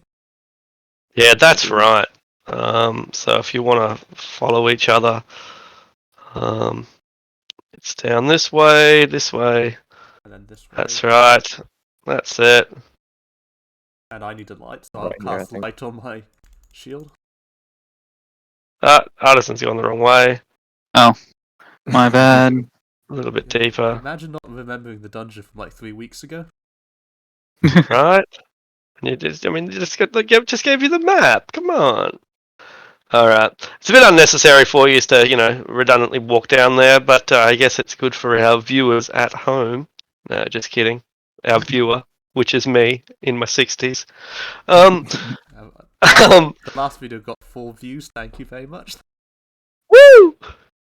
It might be up to 44 within 20 years, maybe. I doubt it, but maybe. Okay, so there's an anti-magic zone here, or a dead magic zone, which nullifies all spells, all magical abilities. Your +1 weapons become temporarily mundane. It suppresses their power, and so on. And you reach a adamantine wall. Breaking through an adamantine wall without magic is almost impossible. You could mine through it with adamantine tools, but that would not be easy, but possible. Yep. So Flightless will stand just outside of the zone, so his magic light will stay on, because he wants to be able to see what's happening. Good idea. There is a dwarven alphabet that appears as stone buttons, a little bit like a typewriter, but not really. All these stone buttons that are built into the wall. We've already seen what happens when the incorrect sequence is entered. There are tiny little gas vents all around the edge of the wall. Too small for anything but a worm to fit through, and those gas vents will release toxic gas, explosive toxic gas that will likely prove lethal. So whoever goes up there and enters the code has to have a lot of confidence in the answers to the riddles, because if they get it wrong, they might very well die. So the 3 riddles are as thus. The first one reads: she comes from the heart of the world. She comes from the clouds in the sky. She kills without malice. She sustains the home. She brings life and death. She is greeted with open hands, but none shall embrace her. Who is she? So I would have my seal defense. Does my homunculus servant need magic to stay? I don't. Double click on it, and it'll tell you if it's immune to toxic stuff.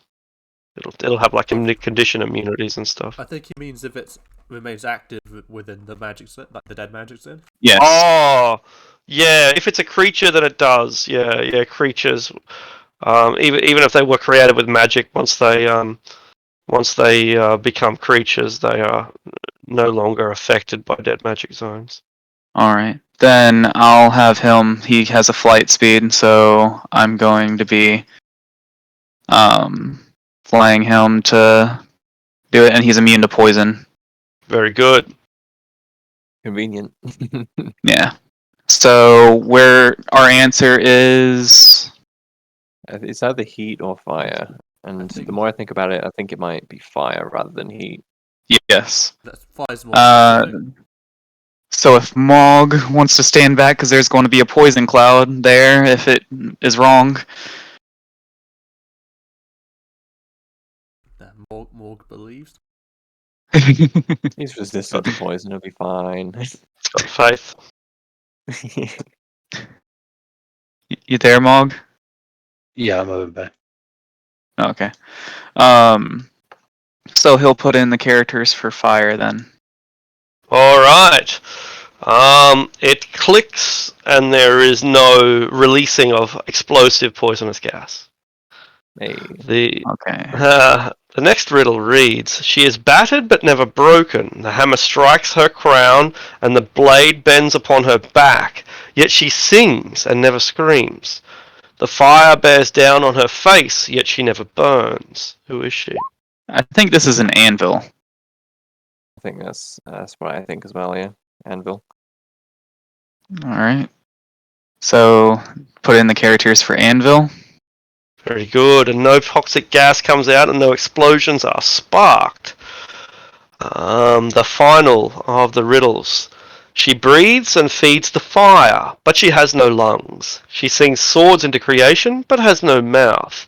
Her kiss is cool, but sets the air aflame. Who is she? I'd say bellows. Yes, I think so.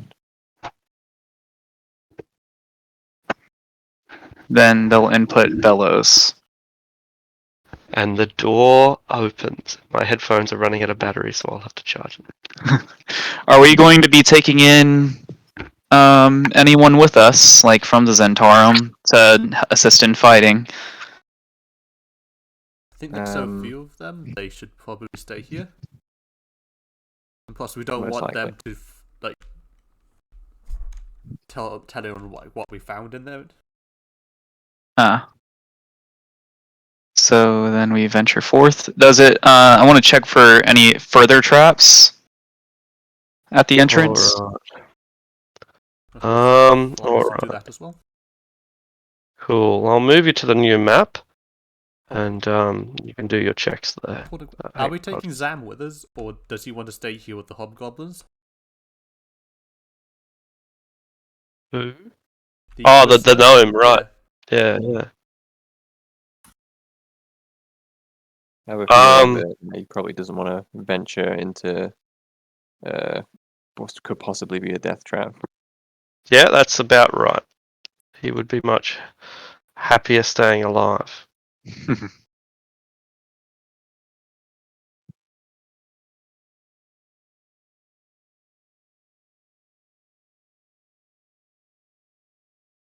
All right.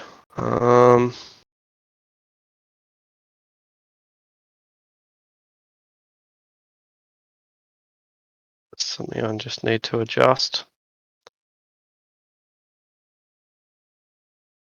Yeah, that should be right.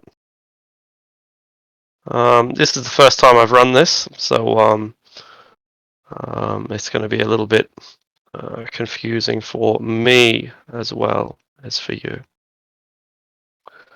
Okay, so the tunnel winds down into the earth, and it travels around about probably 200 feet deep, I think. Yeah, travels about 200 feet deep before reaching a large set of doors. The doors look like they have axes and axe injuries and scratches and various amount of damage done to them over the years. Though whether they were ever breached or not is very difficult to tell.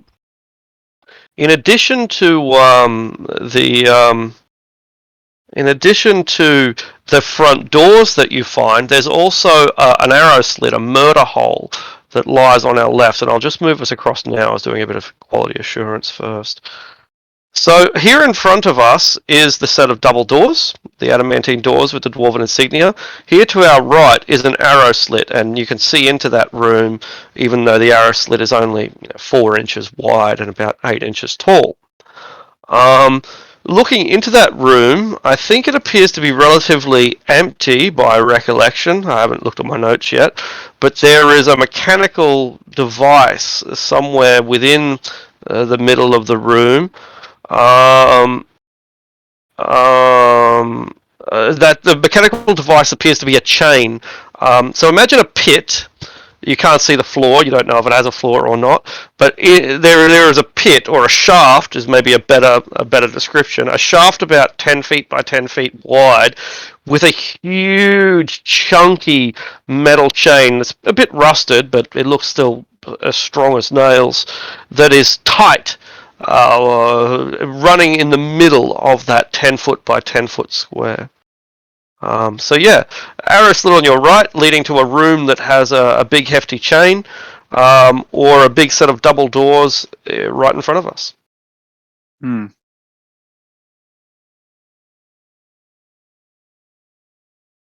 You can make your investigation checks now if you want. I can put myself at the front of the party, and then if something does go off.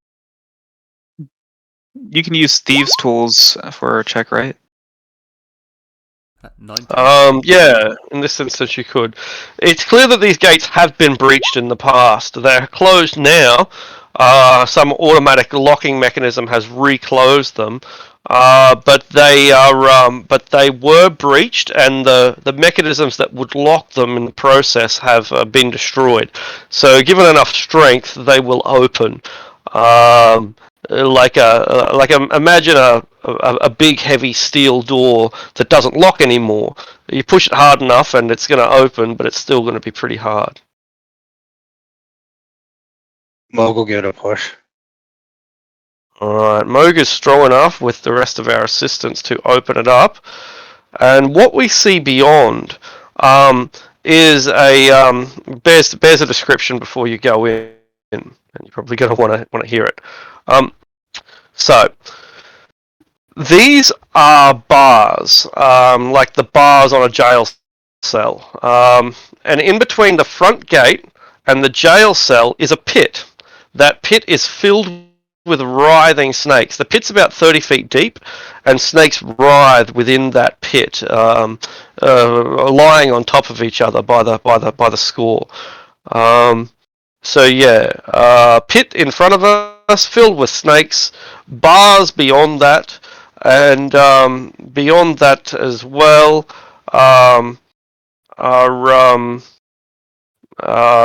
is an open room that is about 20 feet wide and about 25 feet deep, ending in a turnstile.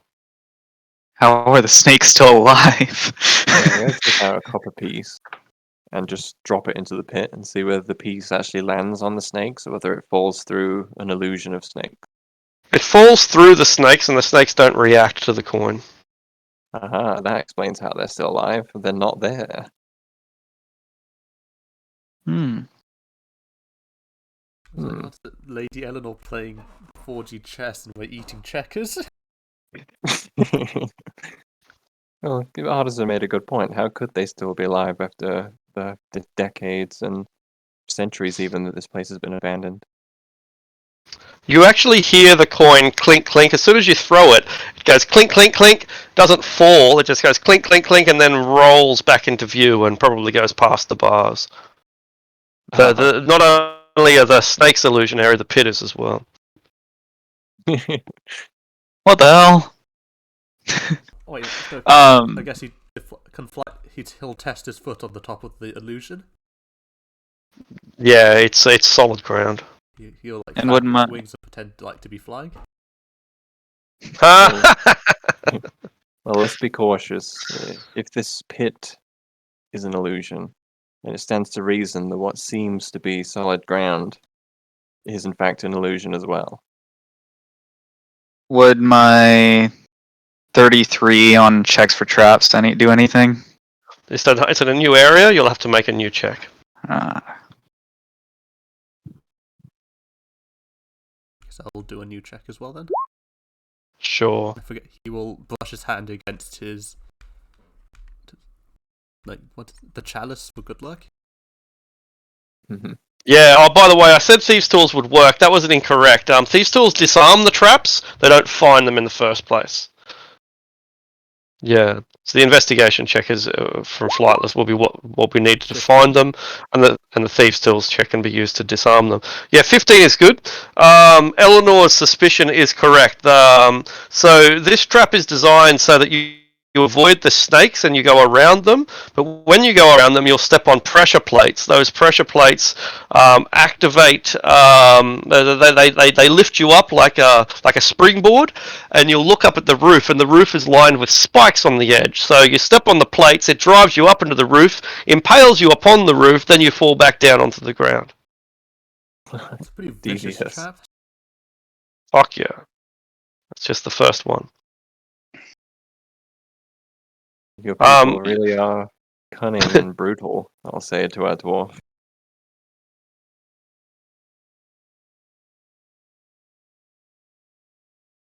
This is just. This is meant to keep you on your toes. Well, it's working.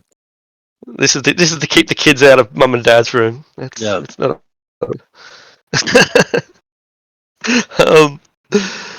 All right, Artisan. Would you like to disarm these traps, or are you happy to ignore them? I would like to disarm them. All right. Yeah, you deactivate the pressure plates, and so now there is the illusion of snakes on the ground, and pressure plates that have been removed from their springs, making them, no longer springboards. As far as you're aware, this place is now safe, unless you decide to fly up to the roof at full speed for some reason. Oh, we don't have any 10-foot poles, but I do have my halberd, which is pretty long. So if you let me go first, I'll prod the area ahead of us with it. I'll step forward onto the illusionary pit, which even knowing it's an illusion must be quite a difficult thing to do, to step out into nothingness. Right. Tink, tink. Alright, so you feel the ground up ahead, and it is indeed solid. You find yourself face to face with 4 bars. The bars are too narrow for you to move through, but quite broad and thick, and they look like they'd require a considerable amount of strength to open. I'll prod each of the bars with the blunt end of my halberd just to see if they react to being touched. Just a moment, I've got to read a message that was sent to me by Pyro. Sorry. It Yeah. says investigation. You gain additional insight. I don't know how that applies. Yeah, so Thieves' Tools uses his knowledge traps grant you insight when answering questions about locations. Yeah, you gain additional insight when looking for traps because you have a variety of common signs. Set a trap.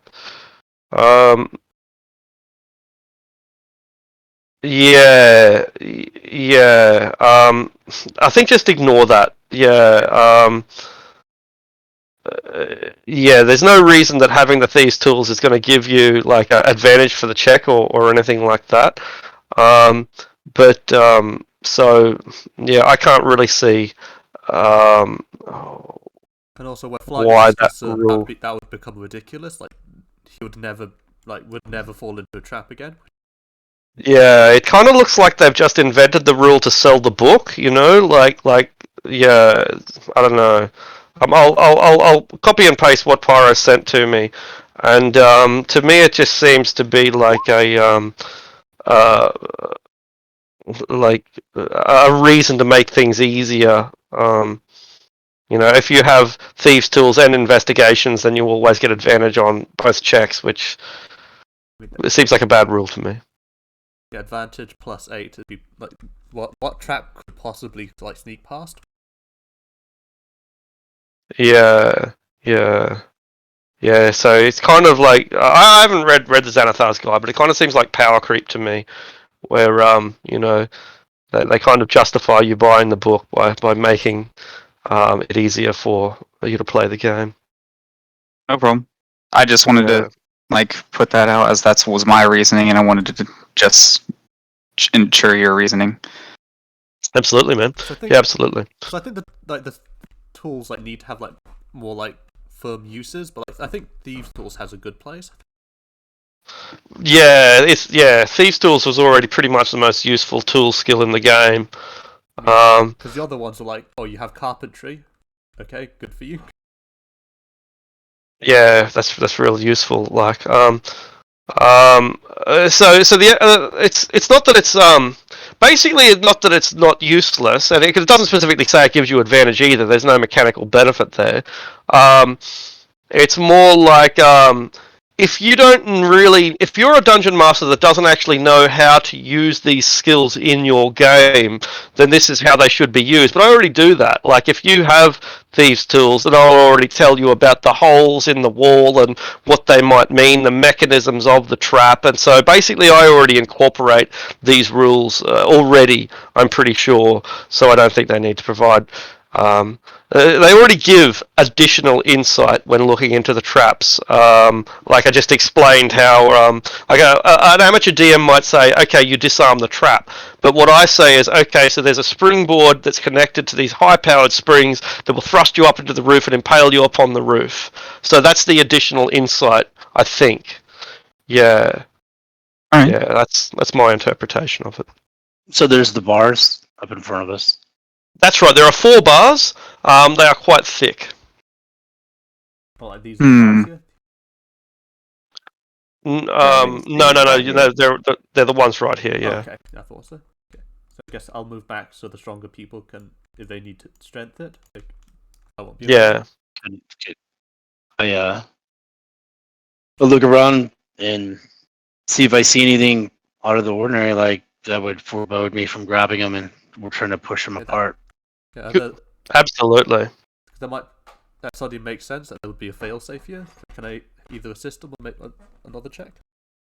Yeah, absolutely. Investigation is what you're looking for, and you can either, as you said, make your own check, or give advantage to Moog. I think I'll make my own check. Yeah. 17. 17's good. Yep, cool. All right. Okay, cool. So 17. You will notice that the bars are made of 2 different materials. There are 4 bars. The ones on the outside are solid steel and as hard as you would expect steel to be. The ones in the middle are glass steel, a magical component which is glass that's as strong as steel. You know, you can hit them with an axe and they're probably not going to bend or chip, but when they do break, they behave like glass rather than like steel. So they don't bend, they shatter.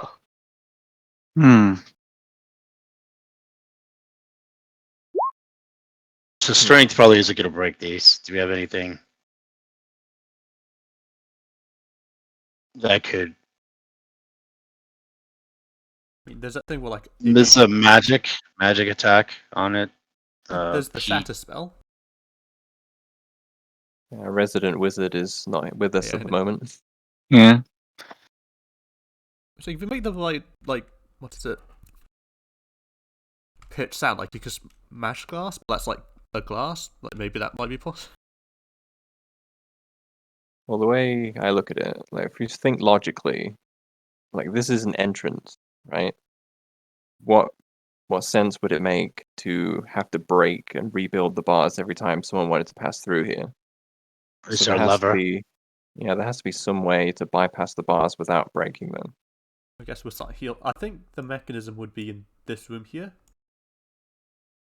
Yeah, it wouldn't surprise me if the switch to move the bars was on the inside of them. Is there a key hole or anything like that? Anywhere? No, any writing? They slot into the ground like a pole digging into the earth and into the roof, kind of. Yeah. Can the homunculus fit through the bars? Yeah, that's what I was about to ask. And can it fit through the murder holes? Is he small or is he tiny? Tiny. Yeah, he can. He can't fit through the murder hole, but he can fit through the bars. It'd be good just to have them to look through the murder hole to see if there is a mechanism. Alright. I can't see using his eyes, but would he be able to see a mechanism? Right. I'll give you that vision.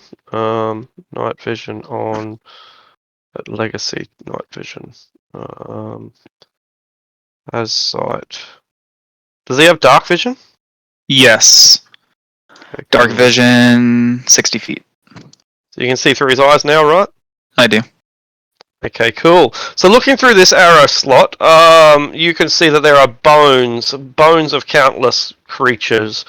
Some are much bigger than others. They look humanoid. There's lots of skulls, but the variety of skulls is quite diverse.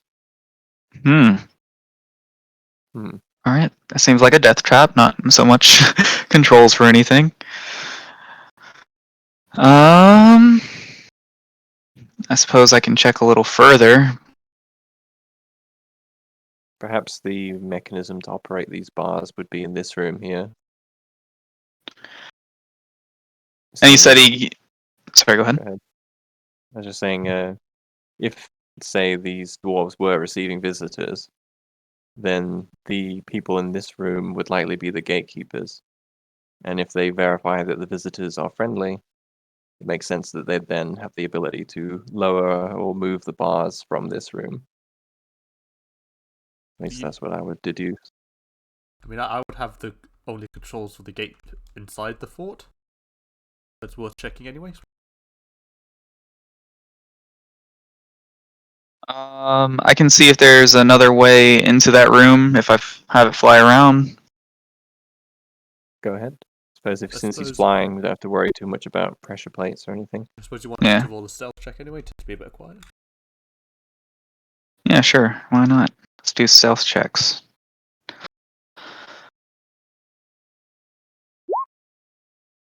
Huh. Hmm. You want to kill the Three sliver buzzes. best. Bzzz.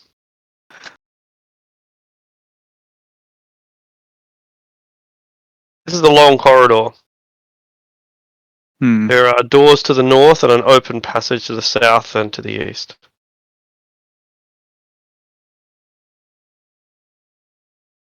Does there seem to be a mechanism in here? What is this? Yeah, that's a good question. There is mechanisms that over here, but there are multiple mechanisms. Set of doors over here, and that is although it looks like a box, it's actually a shaft, an empty shaft that has nothing but a really thick chain that is tight, running from up above to down below. The shaft is really deep. It's so deep that the Moculus's dark vision can't see the top and can't see the bottom. So it's Um, an elevator, kind of. yeah, could be. Absolutely could be. That's a good analysis actually. A big square shaft with a big chain definitely could be an elevator. There is a noise coming from up above. The noise is like a clink, clink, clink, clink. A very rhythmic and steady mechanical beat. Mechanical beat. And heat is rising from below, like hot air rising. Hmm. The hot air stinks. It smells like sulfur. Does this place have a history of being over magma, rivers of magma, or stuff like that? Entirely possible. I guess you could make a history check. Yeah.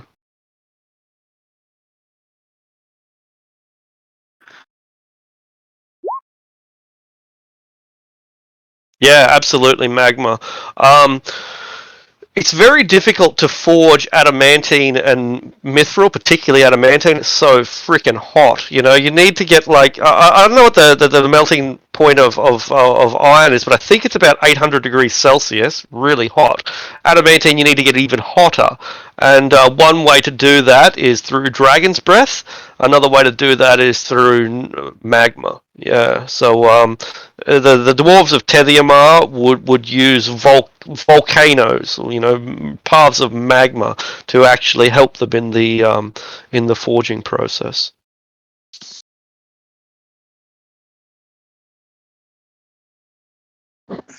Right. As for Yeah. the, sorry, go ahead. Could we get it hot? I don't know. Like, I don't know. Whether there's going to be something we could heat it up, break it. I don't know. That's. We'll find the lever. Yeah, There are a series of levers over here, yeah, but there are more than one. Let's start pulling levers. So get out of the. Is there any Dwarven script on it? Yeah, there would be Dwarven script. Yeah. He can understand languages I speak. Very good. One says open, open doors. One says up or down. Depending on whether it's like a 3-level thing, top, bottom, middle kind of thing. So one lever is up, down, and middle. One of them is open doors, and another one would be like main access. Open doors. That might be the one that is broken. Might be these doors. Yeah. Would a tiny thing be good enough to move it, or can it use its force attack on it, or force It'll strike? be an athletics check, and if it fails by 5 or more, then it takes a level of exhaustion. It's immune to exhaustion. Oh, that's handy then. In that case, then it's going to get it open inevitably. And yeah, so which one do you pull? I guess open doors first. Open doors makes a sound within the shaft. It sounds like a chink. But nothing else. Is the chain moving?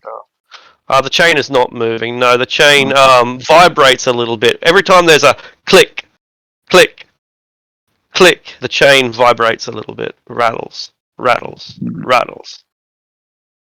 What entrance. about main access? Yeah, gonna hit that then. And the bars rise up into the roof. Ah. I knew this thing would be useful. Yeah, very. I'm not sure how I would have gotten past these otherwise. What's this thing to the left, by the way? Or is that the doors that in question? Over here? You mean? Oh yeah, that's where we came from. Yeah, that's Okay. the path that we came down.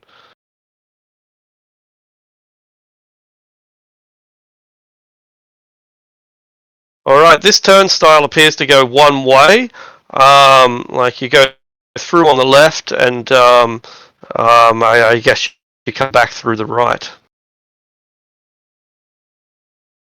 We can check for traps as well. I'm not sure I trust this rectangular room.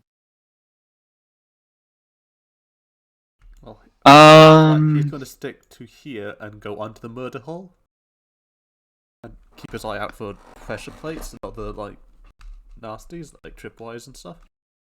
Yeah, sure. Make an investigation roll. slap a guidance onto it. I'll have him sit on your shoulder. He's already got.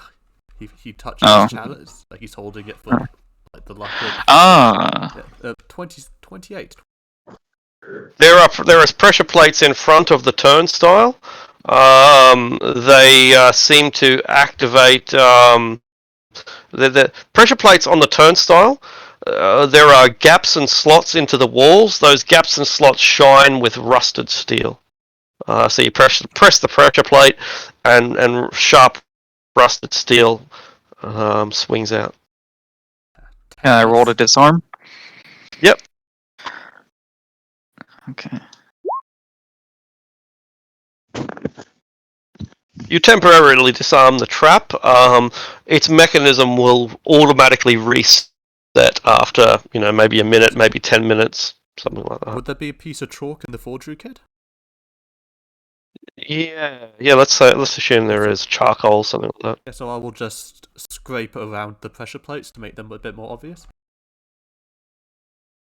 So if we come back, like people go, oh, I see that on the floor there. Makes sense. All right. And this turnstile is again made of dart. Got out this thing here.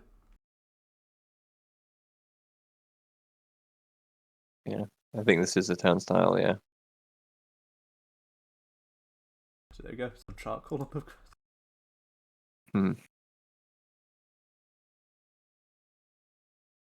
So I got a message from the delivery guy. Yeah. So you might mark out the trap. Artisan disarms it, and we should be able to go through the turnstile.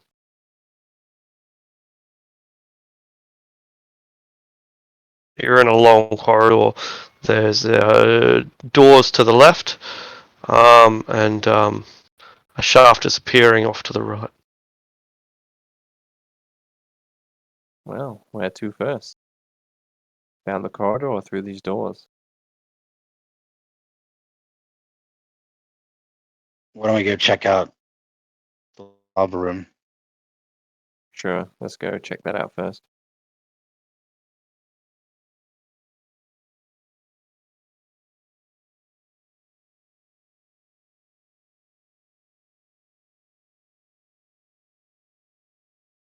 Alright, so there's, as you know, an arrow slit over here, or a murder hole if you prefer that term.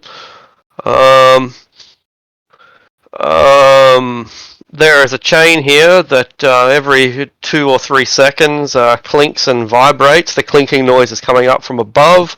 The heat is rising from below. I could technically have him fly up there and investigate.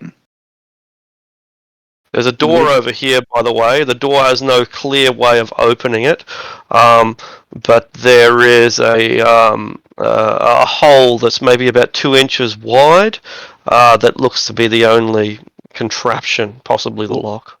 Was there another lever? Were there 3 levers? That's right, 3 levers: main entrance, open doors, and top, bottom, and middle. Like a three stage tick tick tick tick lever. I think that might be controlling the chain. What position is that lever set in right now? I believe it's in the bottom, but I better just check that. So I didn't. My own notes aren't great.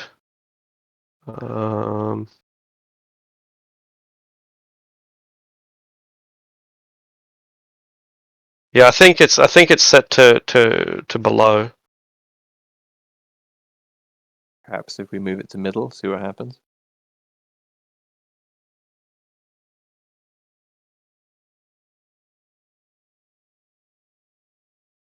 Yes, I guess. Go ahead with that. Alright, I'll give the lever a tug and push it up to the middle. Doesn't seem to be willing to move, like it's jammed, and it feels like the lever will bend rather than move to the next slot, right? Like it's stuck with such force that the metal is less strong than whatever mechanism is keeping it jammed, and it vibrates at the same rhythmic pace as the chain. Ding. So the lever vibrates, the chain vibrates, the noise comes. It's all synchronized every 3 seconds or so. Seems like this contraption is jammed. Perhaps you could have your little friend there have a fly up the shaft a bit.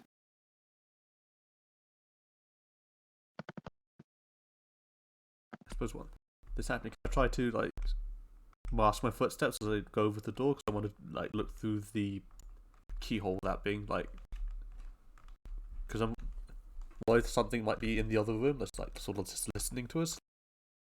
Yeah. So you go over to the door and look through the keyhole. Yep. And can I throw a stealth to try to do it quietly? Absolutely. So you move over there quite quietly, although the rest of the party's trampling around in here. So whether your stealth is that useful or not is uncertain. You look into the keyhole, and it's only about maybe 4 or 5 inches deep, so it doesn't go through to the other side of the door, which is more than 4 or 5 inches deep. The locking mechanism appears to be inside this cylinder. This cylinder cutout. Yes. If I put my head against the door, like, can I hear anything on the other side?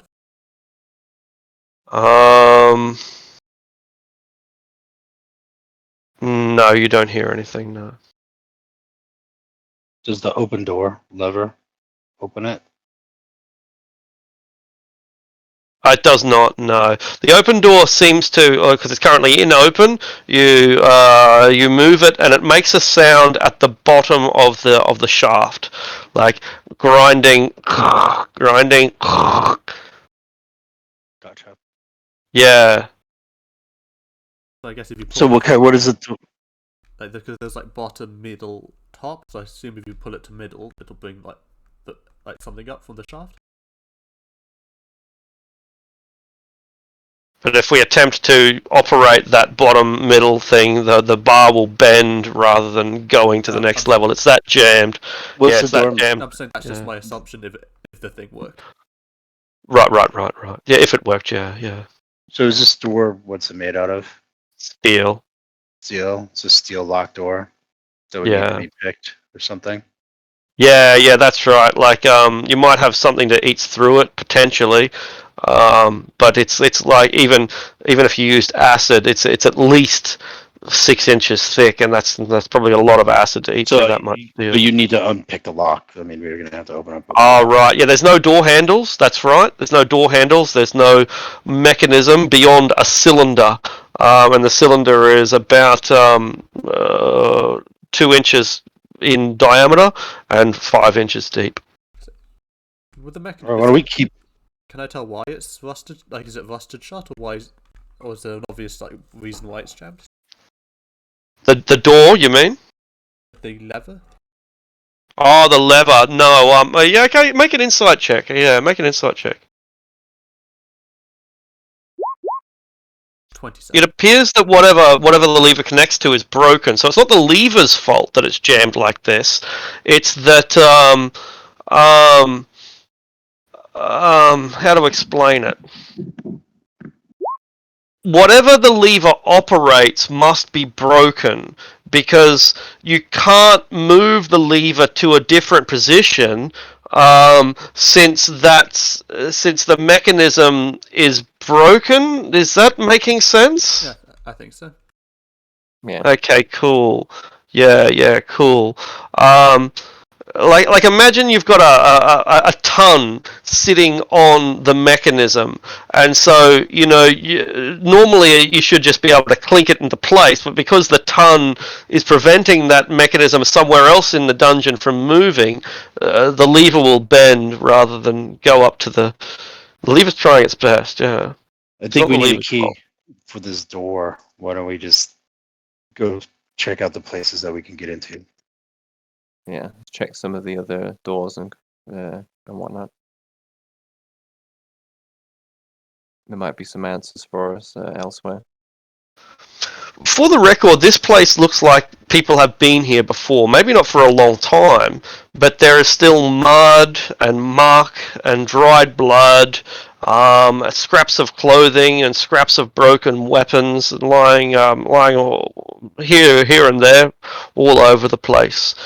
Many someones have been here in the past. So is this another door? Another door. That's right. This door. This is a solid door.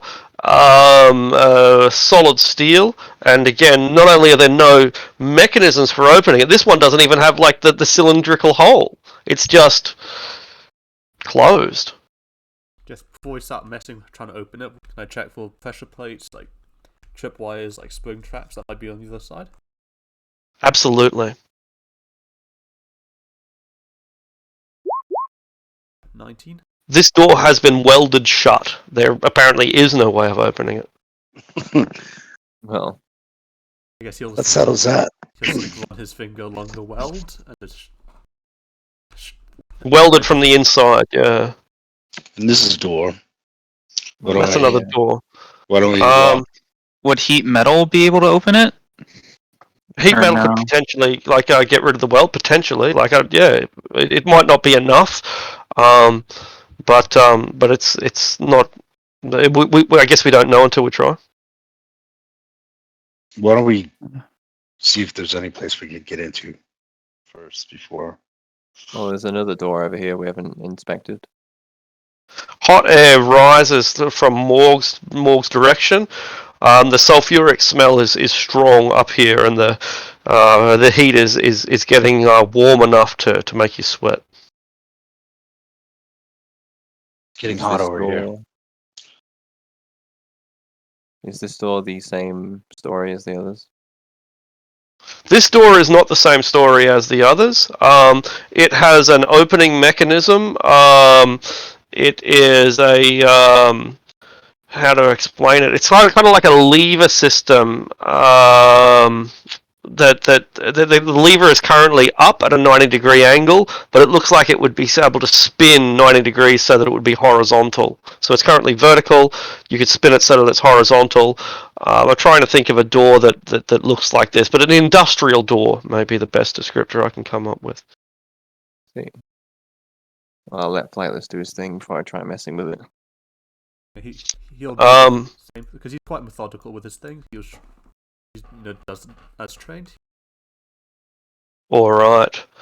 Morg, you will see bars, big, thick steel bars that are above a sheer drop. That sheer drop has an orange glow coming up from down from below it, and the smell of sulfur is quite strong here. Flightless, if you're making it, yeah, you make the check. This door looks like it has been opened multiple times in the past. The mechanism has run out of oil, and that's caused the steel to kind of grind. It hasn't been kept in perfect condition. It looks like it's going to open with only some force applied. But quite loudly. Yeah, but quite loudly. That's right. Yeah. Okay, I don't have oil, but I do have a magic hat that drenches the wearer in viscous orange fluid. So we'll see if that does anything. All right. So you squeeze some orange jelly, petroleum jelly perhaps, onto the mechanisms, and the mechanisms are still a little bit damaged, so they're still going to grind a little bit, but it will be quieter and it will function a bit better. But the handle might get slippery as a result. I guess he'll press the door open slowly. I guess. Oh. Clean the oil off the handle, open the door, and you look into a room that is filled with bones of all number of creatures. Lots of them are skulls, humanoid skulls. There are also a series of cells, I suppose you might say, or rather a series of doors. The line at 1, 2, 3, 4, 5, 6, 7, 8, 9 doors. 2 on the top, 2 on the bottom, 5 on the side. The doors are probably open for the most part, even though they're closed on this map. They should probably be open. And countless bones can be found here, and the cells appear to be empty. They must have once held something. There are shelves, there are chests, there are wardrobes and so on, and every single one of them has been plundered. And that's the same story for all these cells.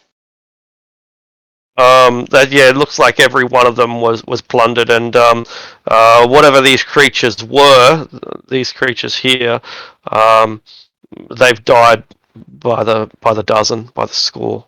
Some of their skulls are quite large, much bigger than a dwarf's, and some of them are smaller. Are we able to identify any of them at all? With medicine, yeah. Plus, can I also investigate see what type of damage Or these things survival. took before they died? Absolutely. Could I do investigation? Yeah, medicine again is better, but investigation will work. 11. Inconsistent. Some of them died through brutal injuries, broken bones or chipped bones. Other ones have bones that are perfectly intact. Other ones have bones that have been gnawed. I guess these things are just so old that a broken bone could just mean the bone broke centuries after the person died. Potentially, yeah.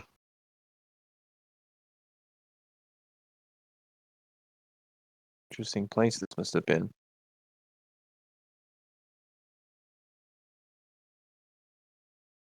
Searching through the stuff, it's just bones. You can make an investigation check, but at a glance, yeah, it appears to be. There's like scraps of armor and scraps of clothing, shafts of axe handles and so on. But the bones have lasted much better than anything else has. What about this door? Guess with a 26, methodically search through the bones. 26 will reveal a sliding door up here to the northeast. It's a stone panel that, as far as you can tell, has no handprints on it, has no damage done to it, and therefore has, not been accessed, maybe ever. He'll like, As for the door that Moog is at. These doors are made of wood, which is pretty unusual. It's hard to find wood in the Underdark, of course, and they don't have much damage done to them, which is also kind of unusual. Is I it see. a door that you can open? Is it locked? Yeah, the door is not locked and it opens quite easily. You open up into a dining room. It looks like there was a meal that was had here, but whoever ate the meal was particularly messy. There is scraps lying all over the place. They've mummified over the years. But a great long table, several chairs, cutlery and dirty plates that remain dirty centuries after they were used. And it only takes a cursory glance for you to conclude that the last meal that was served here was dwarf. You've got like a dwarf skeleton, the way we might put a pig with an apple in its mouth. Yeah, the dwarf has been carved up and served in this room. Dwarf bones are on the plates and so on. A big food fight happened here. Does this seem to have been from the time that Mog, or may have been Mog, one of Mog's companions in his attack here? It's older than that. Yeah. So there's a door in here? The sliding door? Yeah, there's a sliding door up here. Yeah. Oh, I didn't. You see, I had to move my token because I couldn't see Morg's one anymore. So it just confused me when a random dwarf just appeared. Right. Well, Yeah, let's try the door. I chalked it out. All right. What do You've we- pulled the sliding door across. Yep. Reveals a dead end shaft.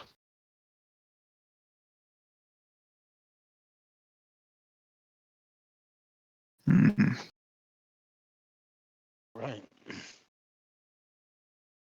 He'll Good to know. There must be more to this dead end.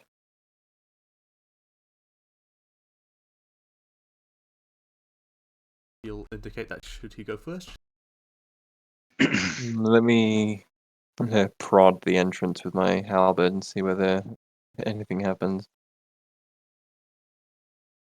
Or rather, the space beyond. Mm-hmm. Yeah, so you prod the ground and it behaves the way stone should when metal touches it. But he'll start stalking down the corridor, making sure not to step on any pressure plates, because we have seen those in this dungeon. Plenty of them. I didn't mean to take my chalk with me. So you don't need it.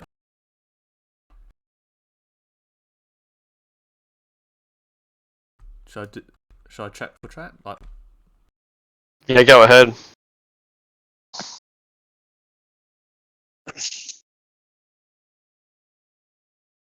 it's on its way. There we go. 24.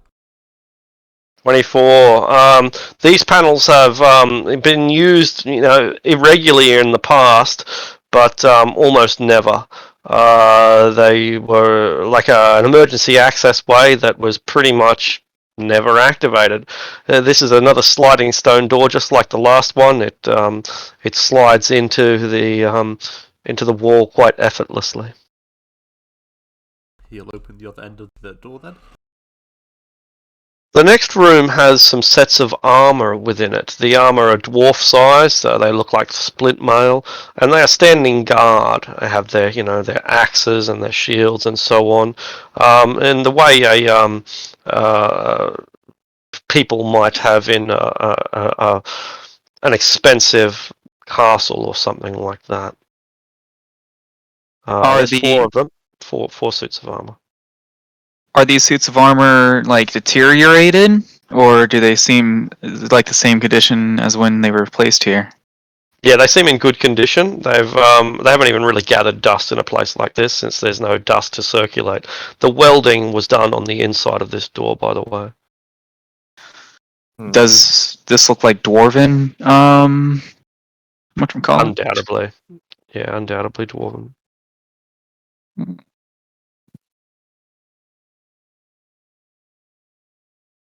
Another set of double doors in front of us.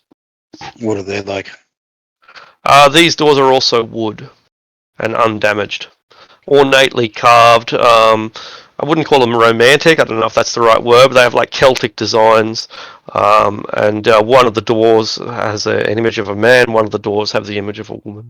Before we continue, I would like to cast a ritual spell. Yeah, sure. 10 minutes it'll take. Yes, he'll crouch down with the chalice between his hands and let forth, a series of prayers to Tethyamar for the ability to see things that are unseen and cast detect magic. All right. The four sets of armor are magical. It's probably abjuration magic, I think. The door is also has abjuration magic on it. He'll point them out, and in Isabella's voice, just go, abjuration. So, does that mean they have like a spell on them, or Yeah, they will possibly, animate? Abjuration magic is protection magic. That's as much as you can decipher. Is this what I meant by like is it like dwarvish plate, like dwarven plate, like the item? It's split mail. Splint mail? Okay. Mm. Well, the door also This radiates. orphan? Dwarf sized. Is that the answer to your question? Sorry, Mo? Can I push the door open? Can you push the door open? Yeah, you can. What were you saying? Sorry, Eleanor? I can't remember. I lost that train of No thought. worries. The door opens and the suits of armor animate. Roll for initiative. Wait a minute. I'll get rid of this. There we go. Might have known there'd be animated armors. Ooh.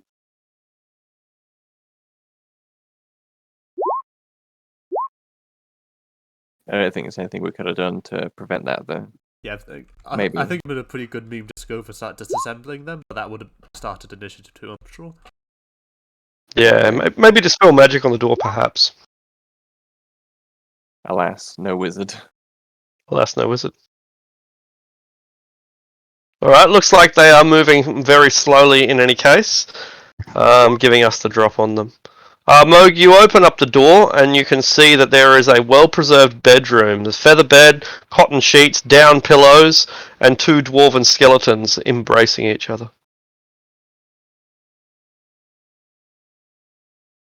So, awesome. Mm. These things are coming at us. That's right. Well, at least they're raising their shields and their axes and tilting their helmets, so they are awake. All right. So, I just walk up to one of them and I club it. All right, that's There you go. traditional. And I have 2 attacks, and I'm going to use my awesome Warhammer. Smash. You dent. Oh no, you don't. Armor class is 20, so you don't quite dent it. But it Still raises armor its class. shield and blocks Okay. the blow. Do it again. That's more like it. This time you knock the shield aside and dent the helmet.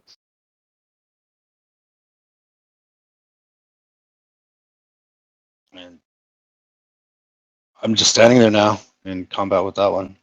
All right, press the button where it says Warhammer +1, and that'll roll the damage. Okay, gotcha. Yeah. In the chat log. That's actually Oh. press the word Warhammer +1 in the chat log itself. Yeah. Oh, okay, If you gotcha. yeah, that's how it's done. That's it. Cool. All right, perfect. You dent the helmet, but you don't shatter it, you don't knock it off, and the suit of armor looks perfectly functional, save for being a little bit caved in. Finnick Longears. Is it all good if I summon in the dragon now, or should I wait a little bit? It lasts hours. Go ahead and do that. It'd be worth. Oh no, I meant like if it's like all set up, or that would just slow combat down. Because if it slows it down, I'll just. Oh no, that's cool. I don't have a token in for it as far as I'm aware, but I have a token. yeah, When yep, you've done made it. Drake Warden, so I can send that to you if you want. No, he's set one up. So yeah, drop your Drake down, and that should work just fine. It won't have vision or anything, but we won't worry about that too much. I don't really need vision on it. It's a nice Right? texture too. Yeah, it is. I will use my bonus action to get it to attack the one close to it. Alrighty.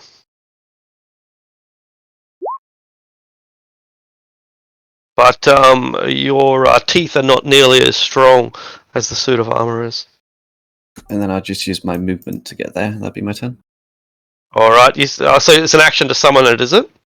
Yes. That makes sense. Flightless.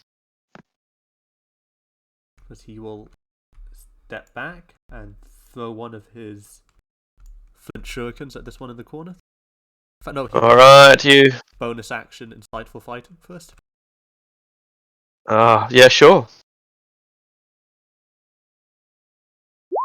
Surprisingly enough, the suit of armor is not the best at bluffing at poker. Need to turn guidance off, but I still succeed. A flint shuriken. I mean, it does have a poker face, so I guess anyway. But yeah, your shuriken could not be more useless. Hitting a full plate steel or a big chunk of steel with something that's like probably made of aluminium. No, it doesn't do a thing. Artisan. I end my turn. I think Alright. I'm lagging a little bit in the initiative order. Oh, right. Yeah, so Eleanor's up now. Yeah.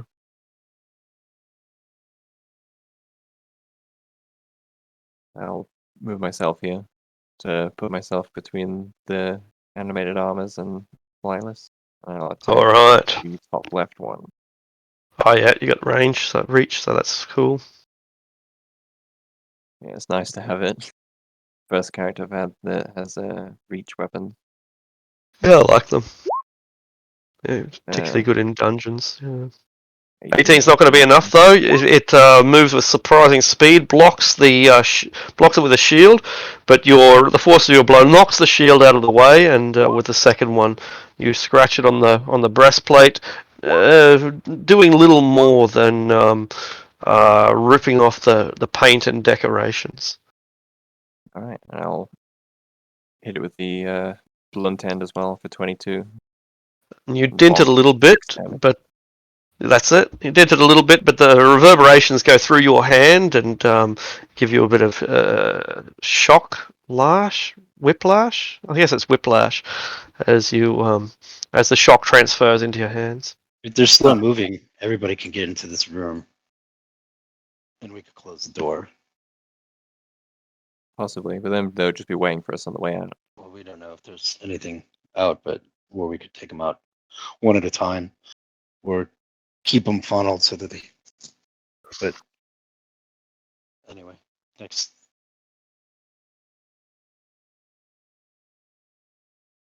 Who's next? All right, Artisan. Alright. Does heat metal count as an attack action or just a regular action? It's not an attack; it's a spell, so it's an action. Hmm.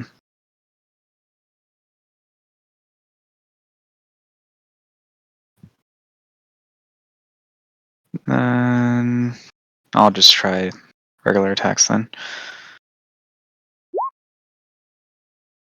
That doesn't hit.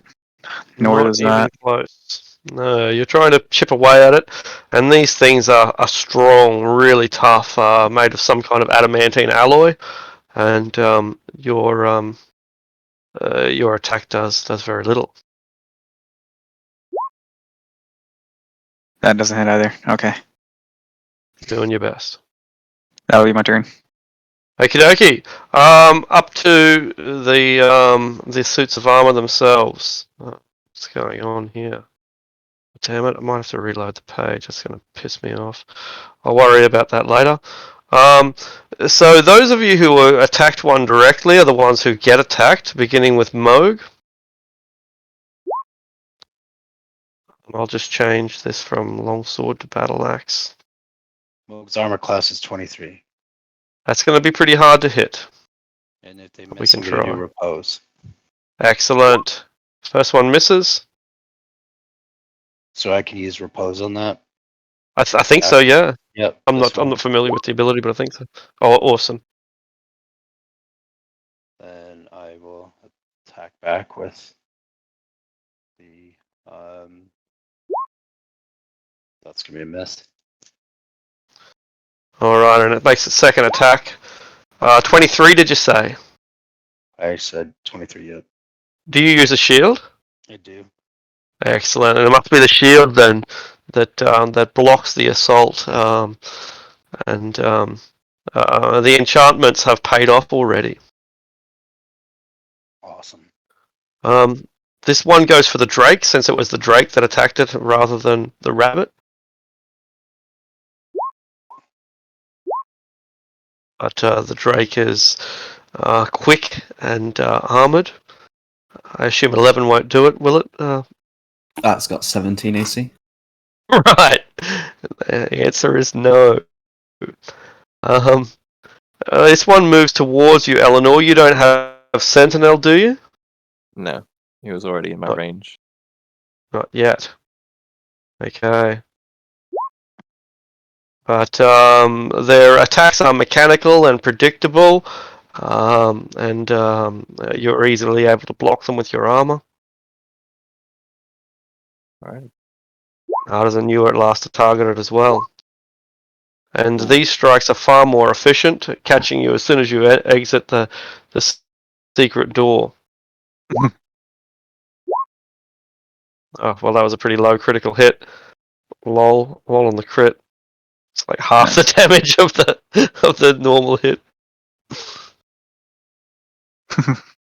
So that's just 7 damage? Yeah, 12 for the first. Is 21 hit?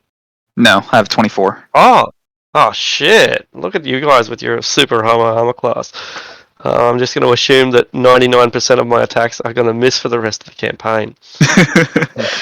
That's 7 points of damage. All right. Mo, you give some advice to the party that they retreat into the main door, but they seem to be ignoring you. All right. Are we back at the top? We are. Okay. Then I gonna go for the Warhammer attack. Brunch, devastating. And then for that one, I wanted to use the trip. Ah, yes. And let me just show the trip attack on there. So I'm going to roll. So I need to roll superiority die to it, right? Right.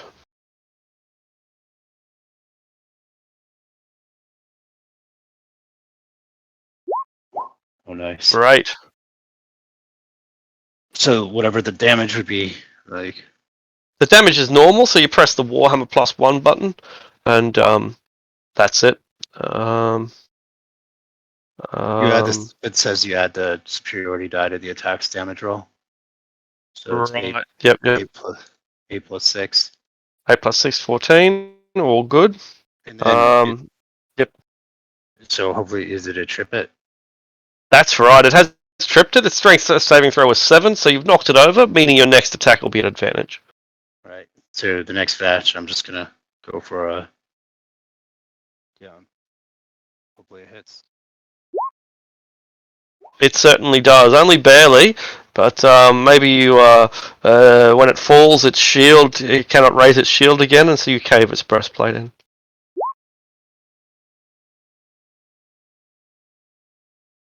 And that's the damage. Excellent. Another 9. Okay, cool. All right, Finnick. I am going to try to stab the one in front of me. Very well. Nice. That'll do. I'm going to use the dragon's reaction to add 1d6 fire damage to my second attack. Okay. Not exactly sure how rapiers can harm like suits of inanimate armor, but maybe there's like I don't know, a magical gem or something inside it that you dislodge out of place. I don't know. Maybe like Where there's a will, there's a way. maybe you're like hitting the leather straps and it's like falling apart. There we go. That's it. It's like Errol Flynn cutting its breeches and its pants drop around its feet. All right. So 11 plus 9 is 20 in total. And then I will do bonus action the dragon attack. All right. Don't break your teeth, Drake.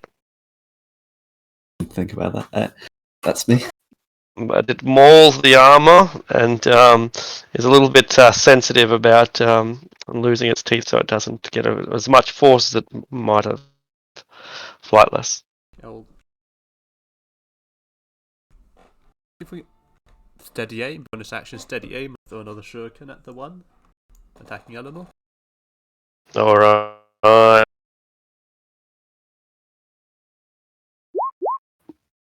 Not quite. Okay, that's my turn. You tried. No worries.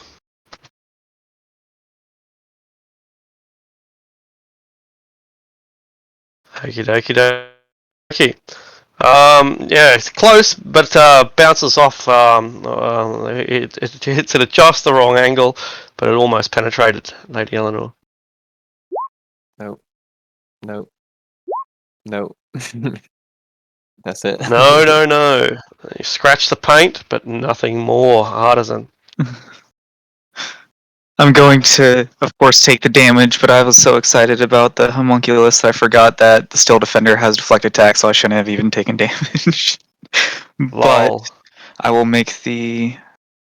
I want to do heat metal. All right. The damage is automatic because it can't do its saving throw.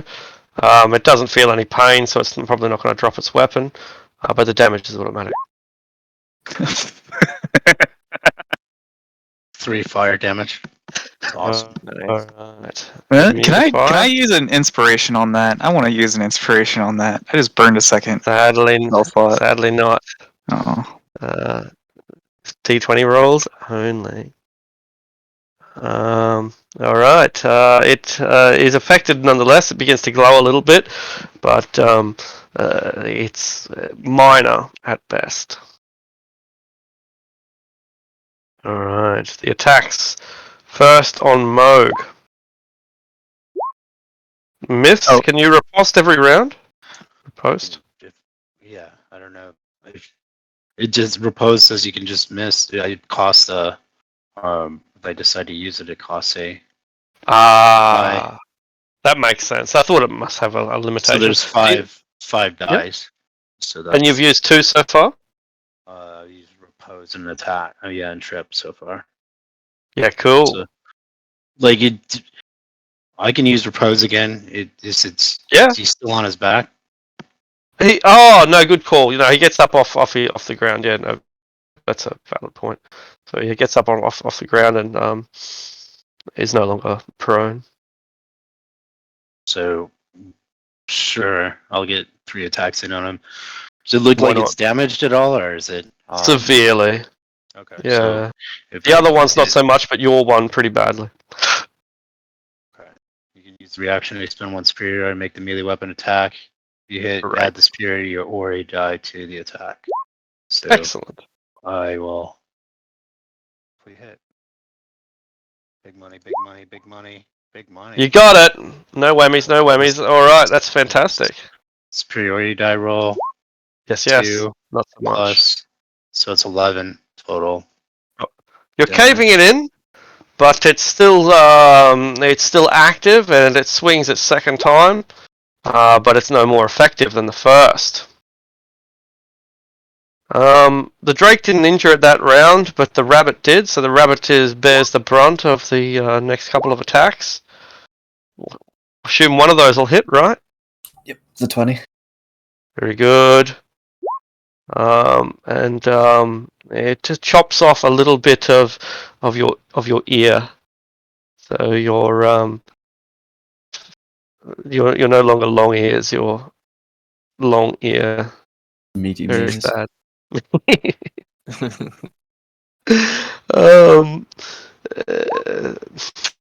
on to Eleanor. No. 22. No. I Ridiculous. have AC 23 now as well. Brilliant. And artisan. No Oh. dice. Hmm.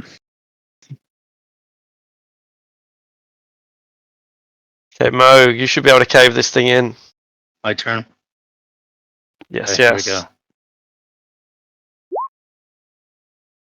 Crunch. Devastating. And 8 plus 8. What is the 16 will cave it in, and it crashes down to the ground, falling into its component parts. And then I have another attack. Can I use it, or should I? Sure can. You can break up the attacks by moving in between. That's fine. Yeah. So can I get between the rabbit and this guy and come in and attack? You can't stand. up You'll have to attack it. That's Right. right. Yeah, can't knock it. But there is fine. Yeah. Okay. And then so this guy, and I hit the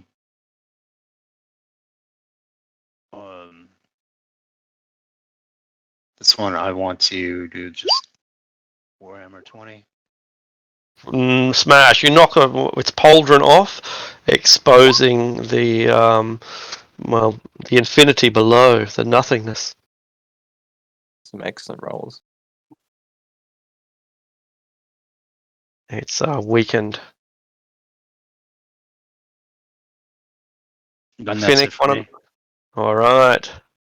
Finnick, 1.5 years. You are looking for revenge. That name, I love it. Huh. Yes.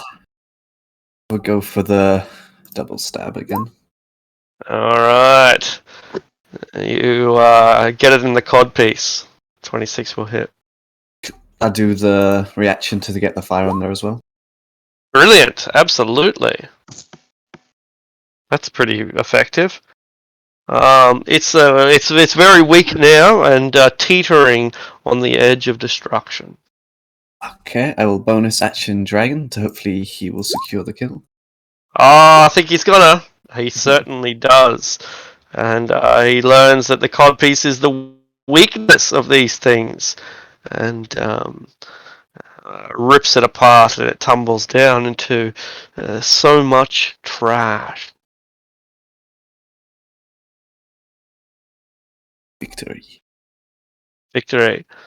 Flightless, your shurikens are not the most effective weapon so far. Apparently not. But I will try one more time. Bonus Third action time's the steady. charm. Very good. 23. 23.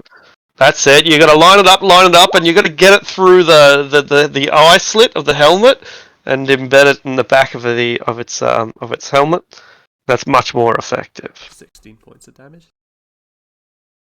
Alright, and it too begins to wobble and shake, making it vulnerable to Eleanor's next strike.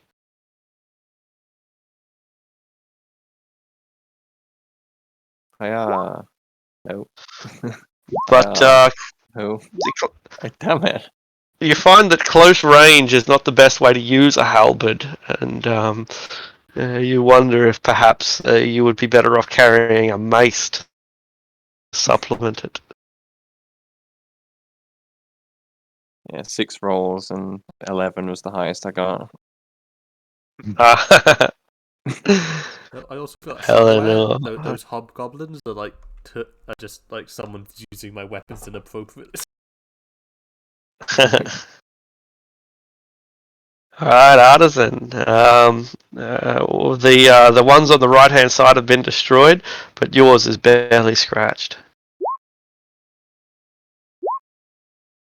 Still not scratched. Not even. So I'm going to heat metal again as Oh yeah, that's a good idea. bonus action.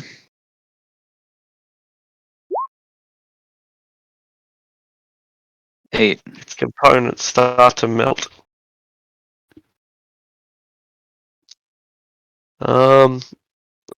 Lady Eleanor, yours responds with vicious attacks, but not enough. Yep. Oh, the dog, the artist, the steel defender gets its go. Just moving it. Then it can dodge Sure. action. Okay, cool. And the last one on Artisan.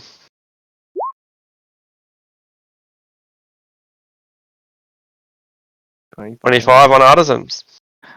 Shield. Shield will defend it, and your invincibility clause denies the helmed horror. It's blood.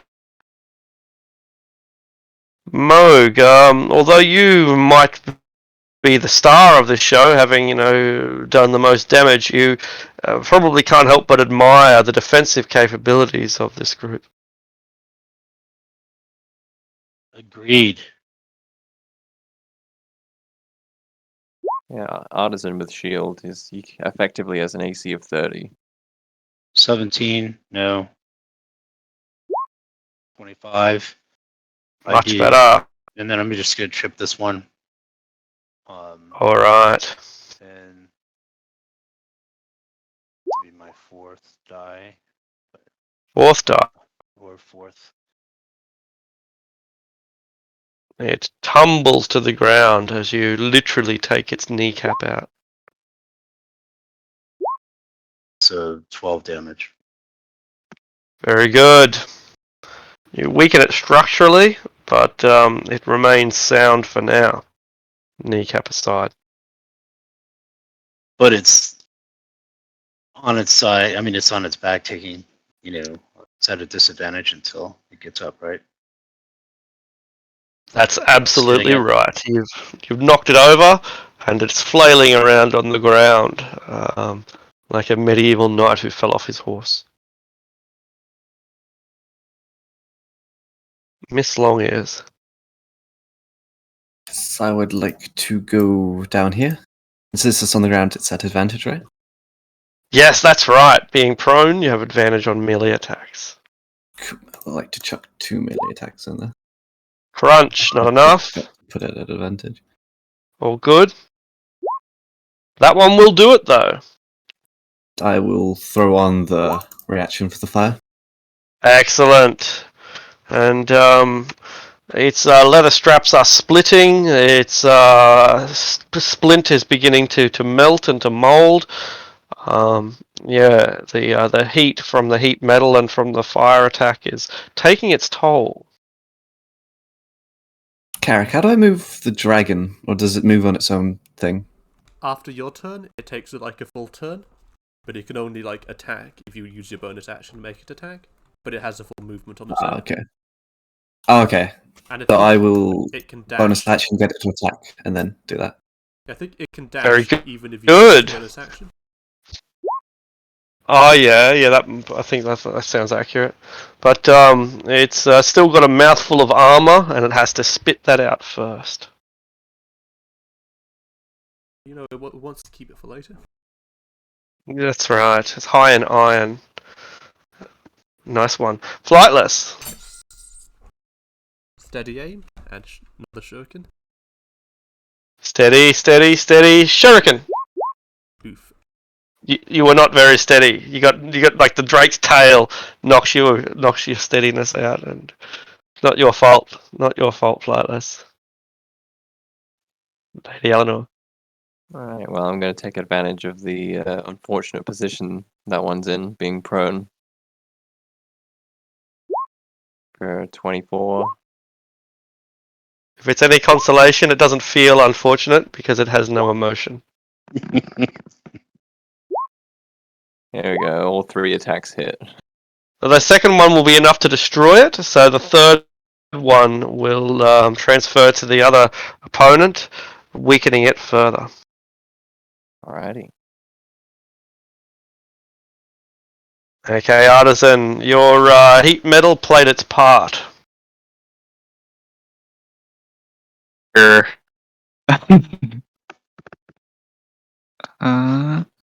Disregard the homunculus thing. I'm just going to move it over here. It's on in my pocket. Going to make an attack on this guy then. Alright. Fail. Finally, I hit something. Hooray! You penetrate, you mine the enemy, and you claim the kill, bloodless though it may be. They don't become bloody, they become oiled. That's right. That's right. If we're out of turn order, can I inspect as to whether those were constructs or products of a spell? They were constructs. Can I check? Are they still magic?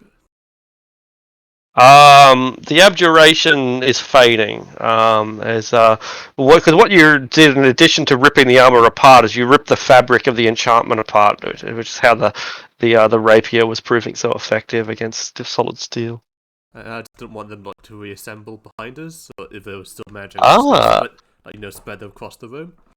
Maybe like take Good the helmet call. with us, keep it blind. All right. Well, you're better safe than sorry. So you scatter it anyway.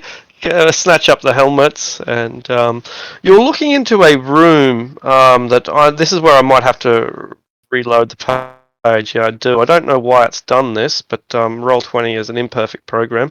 You're looking into a room that, by my recollection, was a feather bed with down pillows and a nice firm blanket, a pair of skeletons in embrace.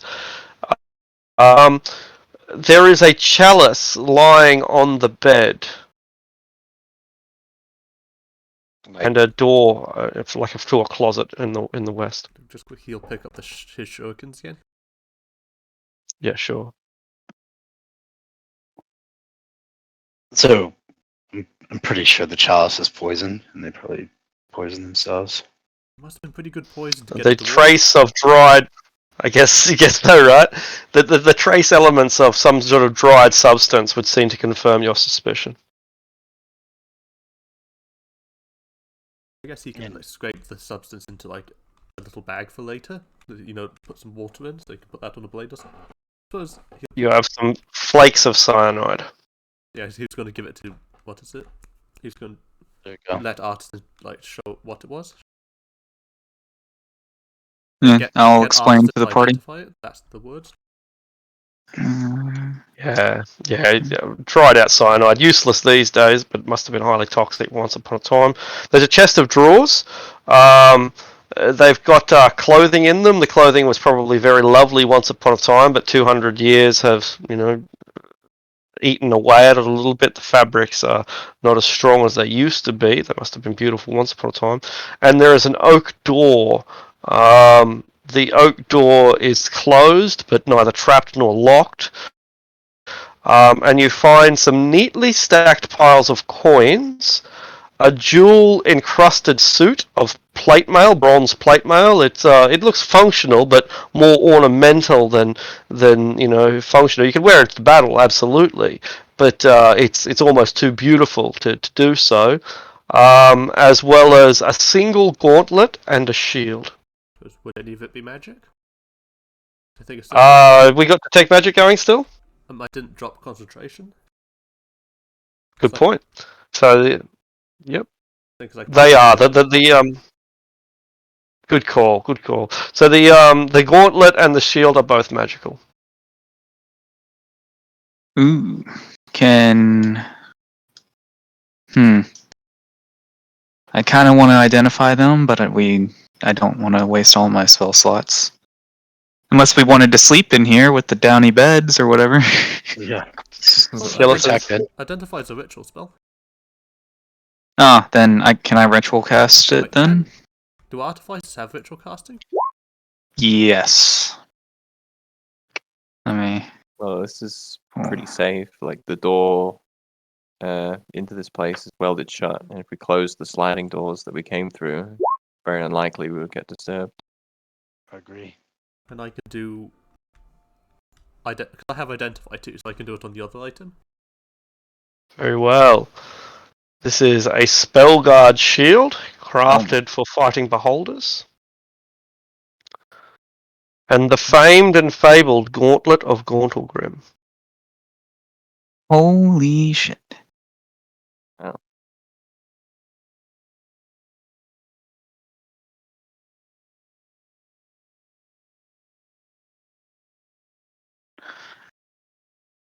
Wowie, that is quite interesting.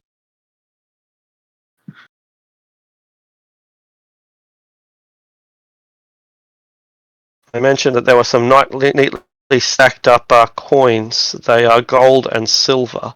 And the jewel encrusted bronze plate mail is worth something as well.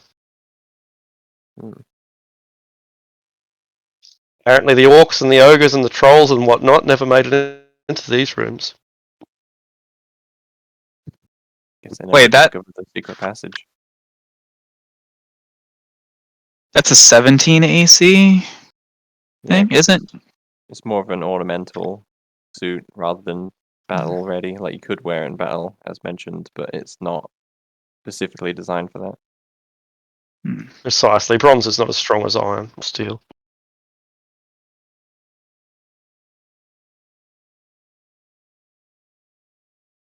Question is, can you fit that whole suit of plate mail in there in your bag of holding? I suppose if you disassembled it, you probably could.